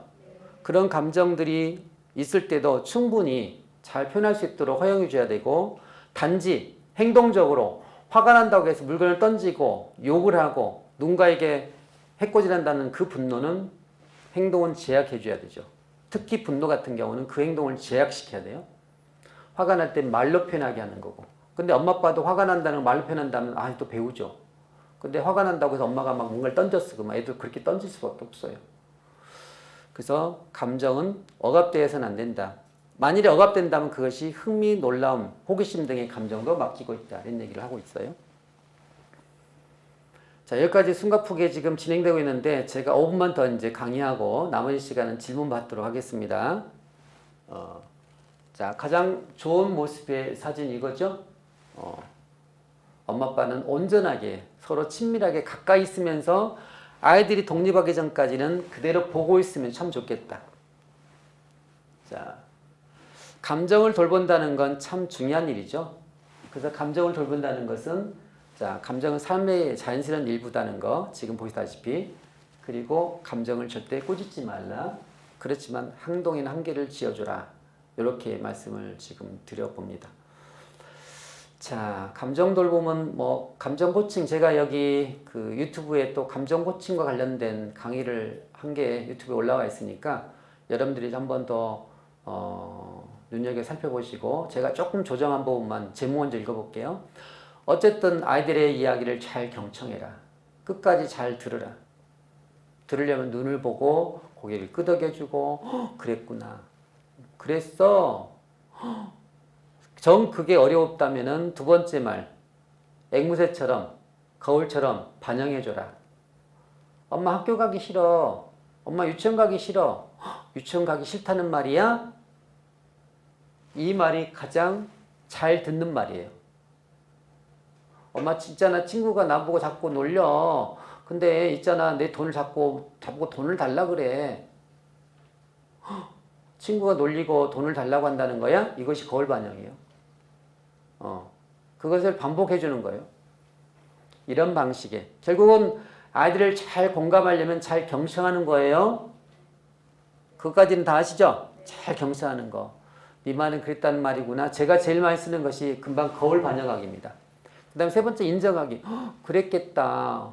엄마 친구가 자꾸 이렇게 유치원 가면은 친구들이 자꾸 놀려서 너무 힘들어 죽겠어. 짜증나. 가기 싫어. 친구들이 자꾸 놀리니까 짜증나고 가기 싫다는 말이구나. 이것이 거울 반영하기. 그래 가기 싫은 마음이 있겠구나. 있겠다. 이것이 인정하는 거예요. 뭐 그러겠다. 이거죠. 오늘 수업 들으시니까 어때요? 힘들다고 해야지. 여기서는 수업상. 힘들어요? 힘들다고 해 그냥. 힘들어요 그랬다면 힘들다는 말이군요. 이것이 금방 말한 가장 잘 듣는 거울 반영하기. 우리 여러분들의 힘든다는 그 마음 이해가 돼요. 이것이 인정하는 거예요. 인정하면 그 다음부터는 마음이 녹기 시작해요. 어머 선생님이 내 마음, 엄마가 내 마음을 읽어주고 이해해주네, 알아주네. 근데 정반대로 뭐가 힘들어? 어디서 지금 하기 싫으니까 힘들다고 그러고 친구들이 핑계대고 별로 반응이 없네요. 여기 계신 분들은. 그래 본 적이 별로 없으신가 봐요. 대답하시네. 그러니까 얼마나 잘 또 이렇게 힘든 장면, 힘든 엄마의 모습들은 지금 쉽게 이해가 안 된다는 말씀이군요. 자, 그래서 인정하기 이게 좀 더 깊은 차원의 공감이에요. 그 다음에 네 번째가 뭐예요? 다시 읽어보세요. 네? 침묵. 때로는 아이들이 뭔가를 말하고 싶지 않을 때는 기다려줘야 돼. 빨리 말하네. 뭐가 힘든지 얘기해봐. 엄마가 지금 다그치고 있는데 내가 얘기를 하고 싶어요. 어려워. 근데 좀 침묵하거나 뭔가 좀 생각할 거리가 있을 때는 침묵해야 돼. 그럴 때는 조금 기다려주는 거예요. 어떻게 했으면 좋을까? 나름대로 잘 생각하고 있기 때문에 침묵도 기다려주라. 그 다음 단계 다섯 번째가 뭐예요? 그리고 이제 들을 때는 우리가 대화법은 뭐냐면 아까 좀 좋은 관계 맺기였죠. 좋은 관계 맺기의 최고봉이 뭐냐면 대화예요. 대화가 잘 안 통하면 관계가 끊어져요. 지금 이 대화법은 아이들한테만 쓰지 마시고 나의 배우자에게 똑같이 쓰는 거예요. 당신이 오늘 왜 이렇게 늦었어? 오늘 뭐 일 끝나고 그냥 친구가 자꾸 연락 와가지고 힘들다고 그래서 친구 만나서 술 한잔 하고 왔지. 아니 술 한잔 하고 왔으면 전화를 해야 할 거 아니야. 전화를 왜 전화 안 받아? 전화할 상황이 아니었다니까. 상황이 아니다는 게 말이 돼? 요렇게 시작된다면 이제 어때요? 살벌해지죠? 내가 친구 갑자기 연락 와가지고 친구 누가 연락 와가지고 저녁에 술 한잔 하자고 해서 술 한잔 하고 왔네. 그러면 세련된 아내는 어떻게 해요?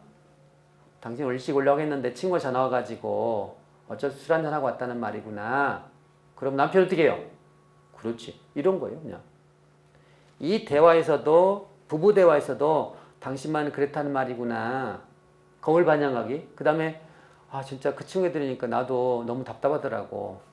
친구가 뭐 이혼한다나 어쩐다나. 그럼 나한테 지금 막 하소연하는데 나도 힘들고 당신한테 지금 빨리 와야 되는데 그 이야기 들으니까 올 수가 없어서 너무 난감하더라고. 당신 말 들어보니까 당신 좀 난감했겠다. 요것이 인정하는 거예요. 뭐 씨알데기 없는 소리하고 그래 빨리 그냥 바쁘다 와야지. 그런 얘기를 하는 아내가 있다면 정이 좀 떨어지겠죠. 여러분들은 절대 그러지 않으시겠죠? 아니 지금 유튜브에 들어 계신 분들한테 말씀드린 거예요. 그래서 그런데 대개 보면 잘 듣는 사람들은 굉장히 감정을 잘 돌보는 사람들이에요. 상대방 이야기를 잘 듣는 사람, 듣기 대화가 제일 중요한데 잘 듣는 분은 이 나름대로 감정에 대해서 배려를 해주는 사람들이에요. 우리 아이들의 목소리를 잘 듣는다 그러면 이미 아이들은 감정적으로 굉장히 따뜻함을 느껴요. 그 다음에 우리가 굳이 말을 해야 될 상황이 생기잖아요. 엄마도 아이들은 말을 해야 되잖아요. 네가 갑자기 어린이집에 가지 않는다고 하니까 엄마가 좀 걱정되네. 그렇게 말을 하는 거죠. 엄마 마음이 이래서 이랬단다. 이것이 아이메시지죠. 이건 너무 많이 여러분들이 공부를 하셨기 때문에. 근데 이게 너무 어려워요. 생각보다 잘 될까요? 우리가 익숙하게 감정을 익숙하게 막 표현하는 게 지금 훈련 익숙해서 이렇게 익숙해 왔기 때문에 안 들으려고 그래요. 그리고 우리가 갖고 있는 감정들 쉽게 표출합니다. 아이고, 야, 엄마가 지금 그렇게 힘들게 돈 벌어가지고 너 그렇게 학원 보내고, 이렇게 지금 좋은 교육 시키고, 그런데 뭐가 부족해서 안 간다고 그래? 학원 빨리 가! 말이 안 되는 소리 했어. 나 안 가기만 해봐.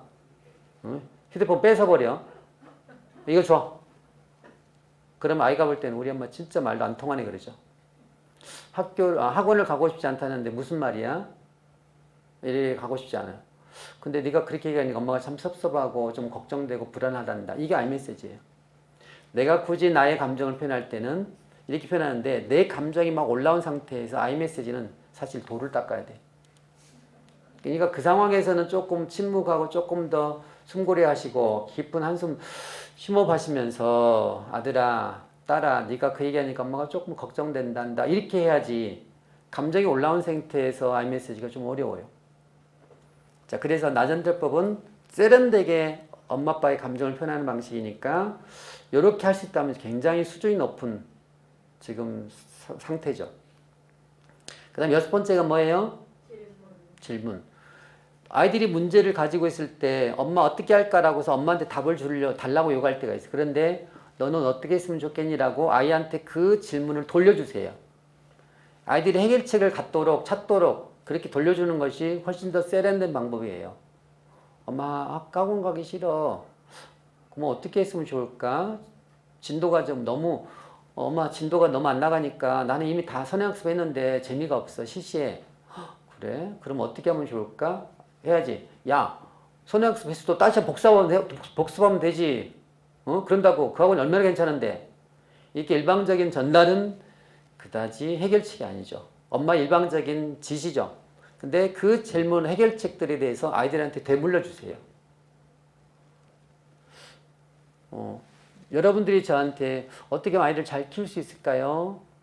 라고 물어보면 이렇게 하십시오라는 방법보다는 혹시 어머니 생각할 때 아이를 잘 키우는 것은 어떻다고 생각하세요? 이렇게 질문해보면 그 생각을 들으면서 제가 조금 더 다른 관점으로 표현할 수 있는 게 있잖아요. 그래서 질문은 아이들한테 상당히 아이들이 생각할 시간을 주기 때문에 좋은 방법을 찾을 수 있다. 마지막 7번째 뭐예요?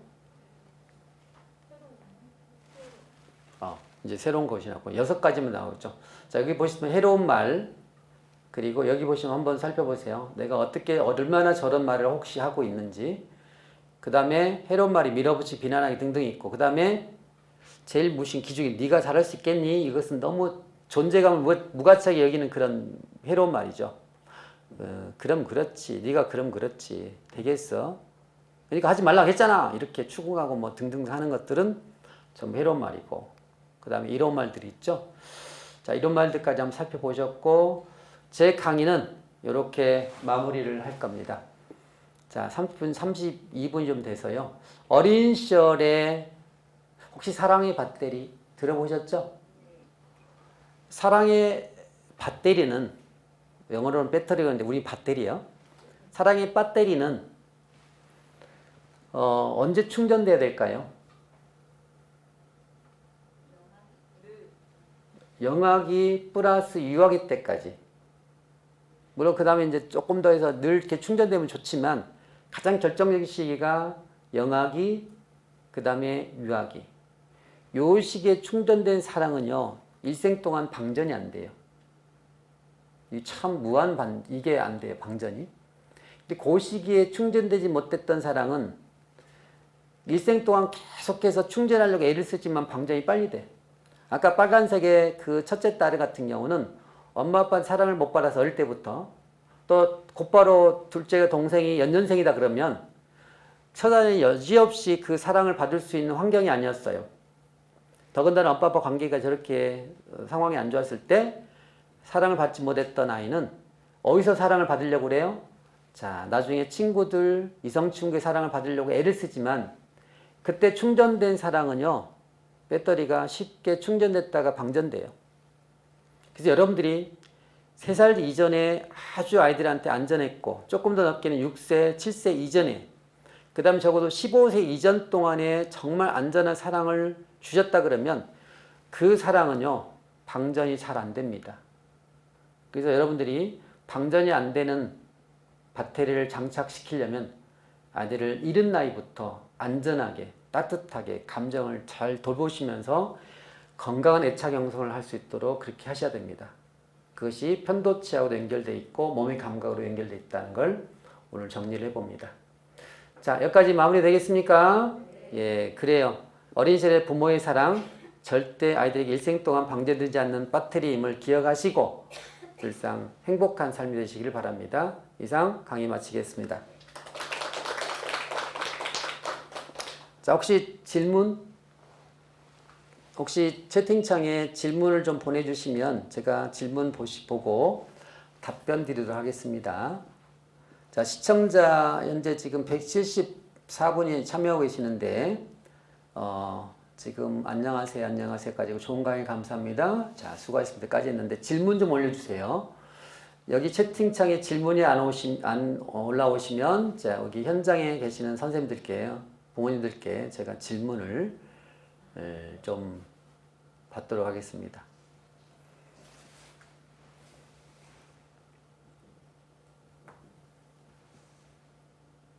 고생하셨습니다. 수고하셨습니다. 연말이지만 질문 안 올라오고 있네요. 뭐 궁금한 것이 있으시다면 무엇이든 올려주시면 제가 성실껏 답변하겠습니다. 아까 말씀드린 사랑이라는 가장 좋은 방법은 대화, 언어적으로 감정을 잘 돌볼 수 있는 그런 방법을 그래서 감정이 따뜻하고 안전하고 내가 어떤 감정을 표현해도 그것이 안전했다, 우리 엄마가 허용적이다, 그런 아이들은 되게 부드럽고, 물론 불가피하게 자, 질문이 하나 올라왔네요. 아이가 한 번씩 토를 하는데 어떻게 하나요? 토를 단다는 것은 자기가 있다는 얘기죠. 야, 이것 좀, 아들, 이것 좀 이렇게 치워야지. 알아서 치운다고. 혹 엄마가 꼭 그 말로 해? 토를 달아. 그러면 세련된 아까 대화법은 아이가 조금 크다면 초등학교 이후라면 네가 이렇게 아들이 엄마가 이렇게 얘기할 때 토를 하니까 엄마가 좀 마음이 좀 불편하네. 조금 부드럽게 해주면 어떨까라고 표현할 수도 있겠고, 아이가 토를 단다고 하는 것은 그만큼 내가 엄마가 아이한테 너무 지나치게 혹시 간섭을 했거나 그런 경험은 있는지 한번 살펴볼 일이긴 하죠. 그럴 때 이제 아이메시지 한번 적겠고요. 자기가 하고 싶은 일에 울면서 말할 경우, 하고 싶은 일에 대해서 울면서 말한다는 것은 간절하다는 거죠. 근데 엄마 아빠가 볼 때는 적어도 이건 해서는 안 될 일 같으면 좀 설득을 시켜야죠. 어떤 점에서 그렇게 하고 싶은지. 울면서 말을 하고 있다는 것은 간절함이잖아요. 근데 그 간절함이 볼 때 타당한 것이고, 그게 구체적으로 안 나왔으니까 제가 답변을 못 드리겠지만, 그게 타당하지 않다 그러면 타당하지 않은 거에 대해서 아이한테 물어봐야죠. 엄마가 볼 때는 이런 점이 좀 걱정스러운데 너는 어떤 생각이 들어? 그래서 간절함을 조금 더 이해하시면서 조금 더 대화를 더 해야 될 것 같습니다. 24개월 남자아이가 자꾸 물고 뜯고 하네요. 23개월 남자아이가 물고 뜯고예요. 이것이 이제 프로이트식으로 한다면 구강기의 욕구가 좌절돼서 그런 거냐, 그게 학문적으로 볼 거냐, 아니면 물고 뜯는 것이 아이가 치아의 문제 때문에 그런 건지, 아니면 이제 분노가 있어서 그런지, 감정적으로 이렇게 어린아이들도 불편한 감정들을 표출하고 싶어 하거든요. 그러니까 물어뜯고 하는 것도 가능한데, 이 물고뜯고에 대한 감정들이 혹시 분노의 감정들이 양육 과정에서 어떻게 나타났는지 한번 살펴보시면 좋겠고요. 그런 경험이 없다 그러면 묻고 뜯는 것이 아이가 뭔가 치아의 어떤 그 즐거움을 좀 갖기 위해서 그렇게 물고 뜯는지 그렇게 보시면 좋겠고, 어쨌든 심적인 문제하고 전혀 관계가 없다면 큰 염려는 하지 않으시면 되겠지만, 그렇지만 물고 뜯는 것들이 엄마 특정 부위, 신체 부위를 물고 뜯는다 그러면 그것들에 대해서 아프다고 하니까 차라리 어떤 다른 것을 대체하도록 하는 거. 그래서 이제 어떤 방식으로 뭘 대체해야 될지 좀 고민스럽긴 하는데, 심적인 문제와 연결이 된다면은 조금 그 분노나 공격성에 대해서 한번 탐색해 보면 좋겠고요. 그때도 기다리나요? 정은유 님이. 그때도 기다리나요? 자기가 하고 싶은 일에 울면서 말할 경우에 그때도 기다리는 것보다는 말을 좀 들어줘야죠. 뭘 하고 싶은지, 왜 하고 싶은지 그걸 충분히 들어주면 좋겠고, 그래서 어떤 거에 대해서 하고 싶다 그러면 어떤 점 때문에 그러니? 라고 해서 스스로 문제에 대한 해결책들을 한번 유도해 보도록 하면 좋겠어요. 온전한 사랑으로 아이를 키운다는 게 참 어렵죠. 당연히 완벽하게, 아까 그랬죠. 첫 시간에 처음에 얘기할 때 적어도 반반이거나 반절보다 조금 더 좋은 엄마로 키우면 좋은 사랑을, 상처를 줄 수 있지만 조금 더 사랑을 더 줄 수 있으면 더 좋겠다. 상처보다. 상처가 더 준 경우도 있고, 사랑을 더 준 경우가 있다면 사랑을 더 줄 수 있다면 좋겠다. 상처를 좀 덜 주고. 완벽한 사랑은 없습니다. 불가능하다고 볼 수 있기도 하죠. 그 다음에 많이 지금 들어오네요. 아이고, 제가 어떻게 지금 다 답변해야 될지 갑자기 또 많이 들어와서 36개월입니다. 30개월. 예. 다른 분들 좀 말씀드려 볼게요. 애들 아빠가 예전에 한 실수로 사과하고 지나갔지만 또 기억이 나면 아이들에게 안 좋은 영향이 갑니다. 그러니까 부부관계에서 또 상처를 주고받는 경우가 있죠. 근데 남편과 관계에서 내가 상처가 있으면 그 상처가 아이들한테 또 자연스럽게 가거든요. 나의 분노가 해결되지 못하면 그 분노가 배우자에게 갈 수 없을 때 아이들한테 가는데, 그럴 때 스스로가 견딜 수 없을 땐 차라리 가까운 곳에 상담을 좀 받으시면 좋겠다 싶기도 해요. 내가 스스로 해결할 수 없다 그러면 외부 도움을 받는 게 좋겠고, 그 감정에 억울하고 속상한 그 분노 감정들을 실컷 좀 어딘가에 좀 마음껏 표현할 수 있다면 아이들한테 좀 상처를 덜 줄 수 있을 거라는 생각이 듭니다. 5살 아이를 키우는데 아이가 물어봤을 때 역으로 질문하면 네가 먼저 버렸잖아 하고 하는데 어떻게 해야 할까요? 글쎄, 엄마는 너가 이제 먼저 너의 생각을 좀 묻고 싶고 네가 얘기해주면 엄마도 한번 생각해보고 답변하면 어때? 라고 조심스럽게 되돌려줘야죠. 엄마 학교는 왜 가야 돼? 어린이집 왜 가야 돼? 그러면 너는 어떤 생각이 들어? 아니 엄마 내가 물어봤잖아. 엄마도 지금 답변할 건데 너가 생각하는 거 먼저 얘기해주면 어때? 그럼 엄마가 한번 생각해볼게. 먼저 네 얘기 묻고 싶고 궁금해. 네 생각을 좀 듣고 싶어 라고 좀 돌려주십시오. 근데 32개월 아들 울기만 하고 자기 입장을 말 안 해요. 32개월이 자기 입장을 말한다는 건 너무 어렵죠. 만으로 지금 32개월은 3살. 아직도 자기 표현이 좀 어렵죠. 자기 표현이 어려운 아이한테 뭔가 입장을 표현하라고 하는 게 좀 어렵기도 하죠. 근데 단지 이제 기본적으로 어떤 느낌이야? 어때? 슬퍼요? 짜증나? 이런 감정들을 표현할 수 있는 기회를 주면 좋겠고, 울기만 하는데 그 감정에 대해서 좀 기다려주는 것도 좋겠어요. 아마 운다라고 하는 것은 메시지를 지금 보이고 있다는 거죠. 감정적인 메시지를 보고 있고 그 메시지를 잘 읽으라고 그랬죠. 이 아이가 화가 난 건지 슬픈 건지 불안한 건지 그런 메시지를 읽고 너 지금 아가야 울고 있는데 누구누구야 지금 어떤 기분이야? 이렇게 해서 조금 더 엄마가 예민하지 말고 천천히 기다리시면서 이야기를 물어보시면 좋겠고요. 애들이 아니라 남편과 대화를 해야 해서 하긴 하는데 내 감정이 풀리지 않더라고요. 그렇죠? 남편과의 감정이 풀리지 않을 수 있죠. 그게 화가 나면 당사자가 수용적인 사람이 아니라고 한다면 정말 어려워요. 그럴 때는 조금 전문 상담사를 좀 찾아가면 좋겠어요. 남편과의 불화 때문에 그 상처 때문에 이게 해결되지 않아 두 사람 관계가 그러면 외부 도움 받으시면 좋겠고요. 결혼하신 분들은 이제 가까운 건강가정 다문화 가족 지원센터에 방문하시면 무료로 하시겠고 유료 상담 기관이 이제 주변에 많이 있으니까 한번 방문하시면 좋겠습니다.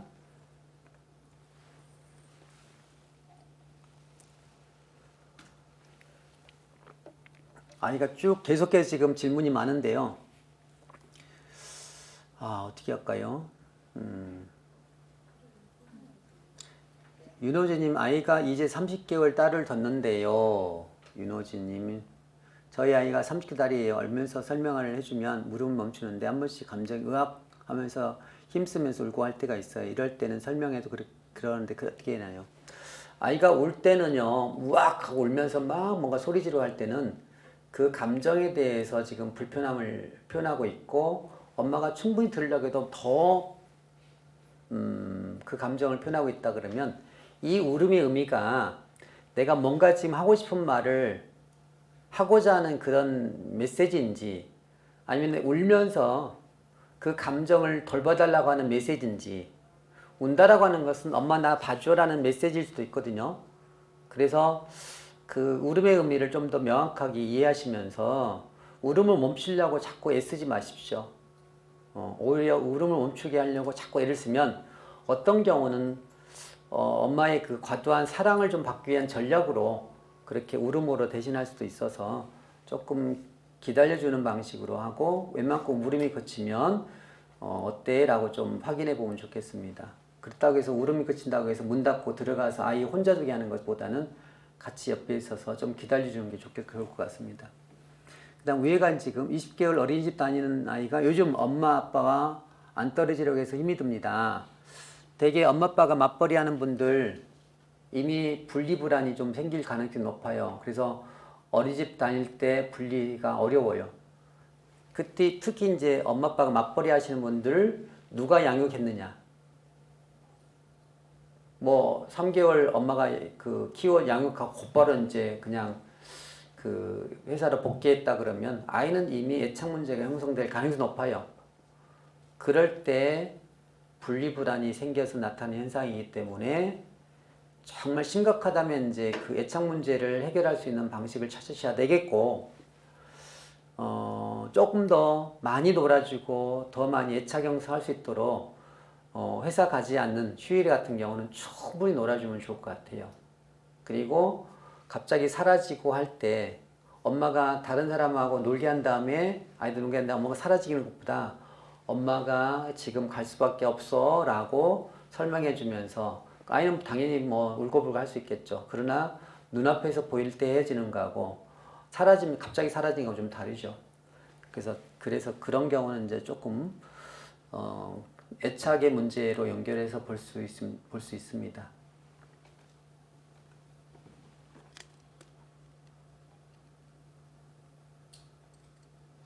여기 있고. 예, 앞으로 이제 2개만 더 할게요. 민선님이 30개월. 예. 민선이 30개월 아들을 키우고 있는데 2개월 된 둘째도 함께 육아 중이거든요. 33개월 첫째에게 계속 하지마, 안 돼, 그만, 이런 부정적인 말과 함께 혼내게 되더라고요.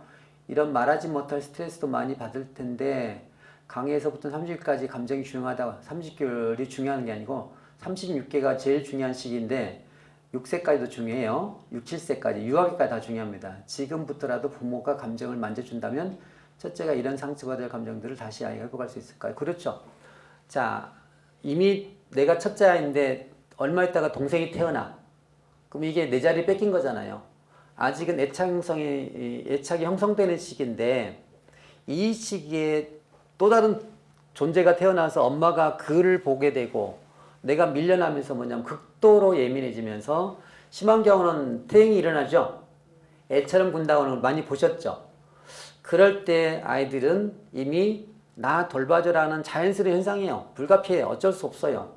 근데 엄마는 이제 두 아이를 돌봐야 되니까 애가 칭얼대면 계속 혼내고 너는 컸잖아. 왜 그래? 이러면 그게 다 상처로 좀 입력이 되니까 정말 어려울 때는 누군가에게 돌봐달라고 좀 하시는 것도 좋은 방법이고 엄마가 돌보면서 엄마도 몸이 하나인데 두 아이를 돌보는 게 너무 끔찍하잖아요. 얼마나 버거워요.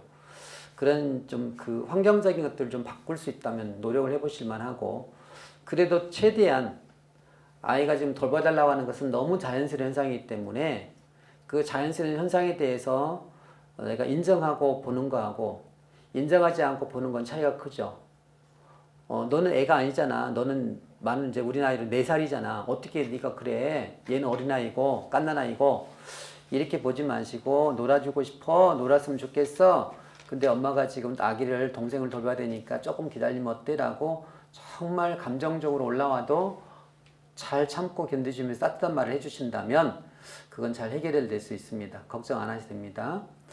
동생한테 져주고 우는 5세 오빠의 반응으로 보고 즐기는 16개월 동생, 둘째를 제지하고 첫째를 달래주지만 매일 반복되다 보니 힘든 점이 있어서 어떤 게 바른 올바른 지범인지 어떻게 해줘야 할지 모르겠어요. 그러니까 오빠가 5살인데 너무 세. 동생은 16개월이니까 얘가 너무 드세면 첫째의 욕구를 들어주고 그냥 잠재우기도 빠르니까 첫째한테 계속해서 둘째를 제지하고 첫째를 달래주고 매일 반복되면 글쎄 그 아이는 둘째가 나중에 좀 어려움이 생기겠죠.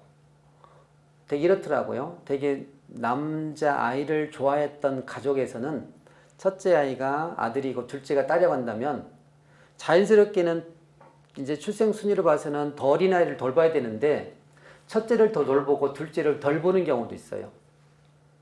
그래서 첫째 욕구를 더 많이 봐주고 둘째 욕구를 덜 봐주고 근데 어쨌든 둘째는 지금 절대적으로 엄마의 사랑이 필요한 시기예요. 돌봄이 필요한 시기인데 근데 첫째가 나도 봐달라고 막 속 요구하면 굉장히 어려움이 있는 상황이잖아요. 극도로 지금 고통스럽죠. 그래서 이럴 때 제일 좋은 방법은 이 양육 과정에 누군가가 지금 개입이 될 필요가 있다. 5살 아이를 돌봐줄 누군가가 옆에 있으면 너무 좋은 거죠. 엄마는 둘째를 온전히 볼 수 있고 첫째는 다른 누군가 대신 볼 수 있다면 너무 좋은 거죠. 그런데 그러지 않고 혼자 받을 상황 같으면 엄마가 감정적으로 견딜 수 없을 때는 큰아이를 혼내거나 큰아이를 너무 지나치게 그쪽에 비중을 돌보거나 그러면 첫째가 혼이 나면 걔가 상처를 받는 거고 첫째를 너무 돌보면 둘째가 상처를 받는 거고 그 균형을 잡는 건 너무 어려운 상황인 것 같다.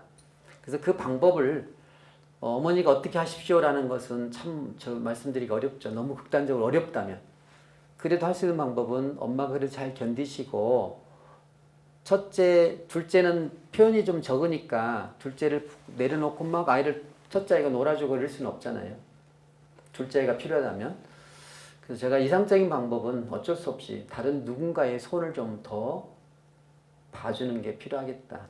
첫째를 좀 돌봐줄 만한 분들을 주변에서 조금 도움 요청을 해주시면 그나마 엄마가 좀 견딜 수 있지 않을까 이런 생각이 듭니다.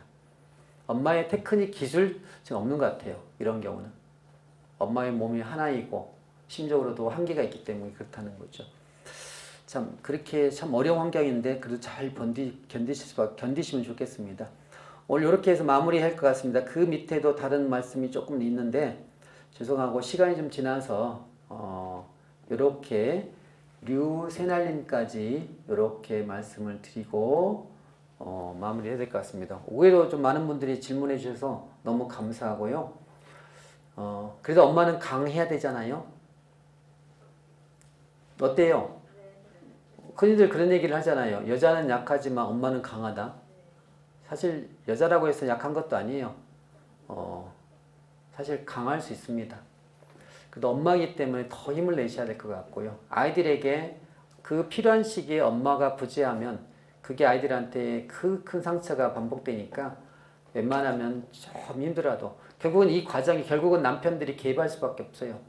남편들이 양육에 개입을 해서 같이 양육하는 요 흐름에 여러분들 가정에서도 조금 그렇게 되길 바라고 남편을 잘 설득시켜서 양육에 동참할 수 있도록 그렇게 해주시면 좋을 것 같습니다. 자, 시간이 좀 지나서 이렇게 마무리 되겠습니까? 네, 그래요. 감사합니다.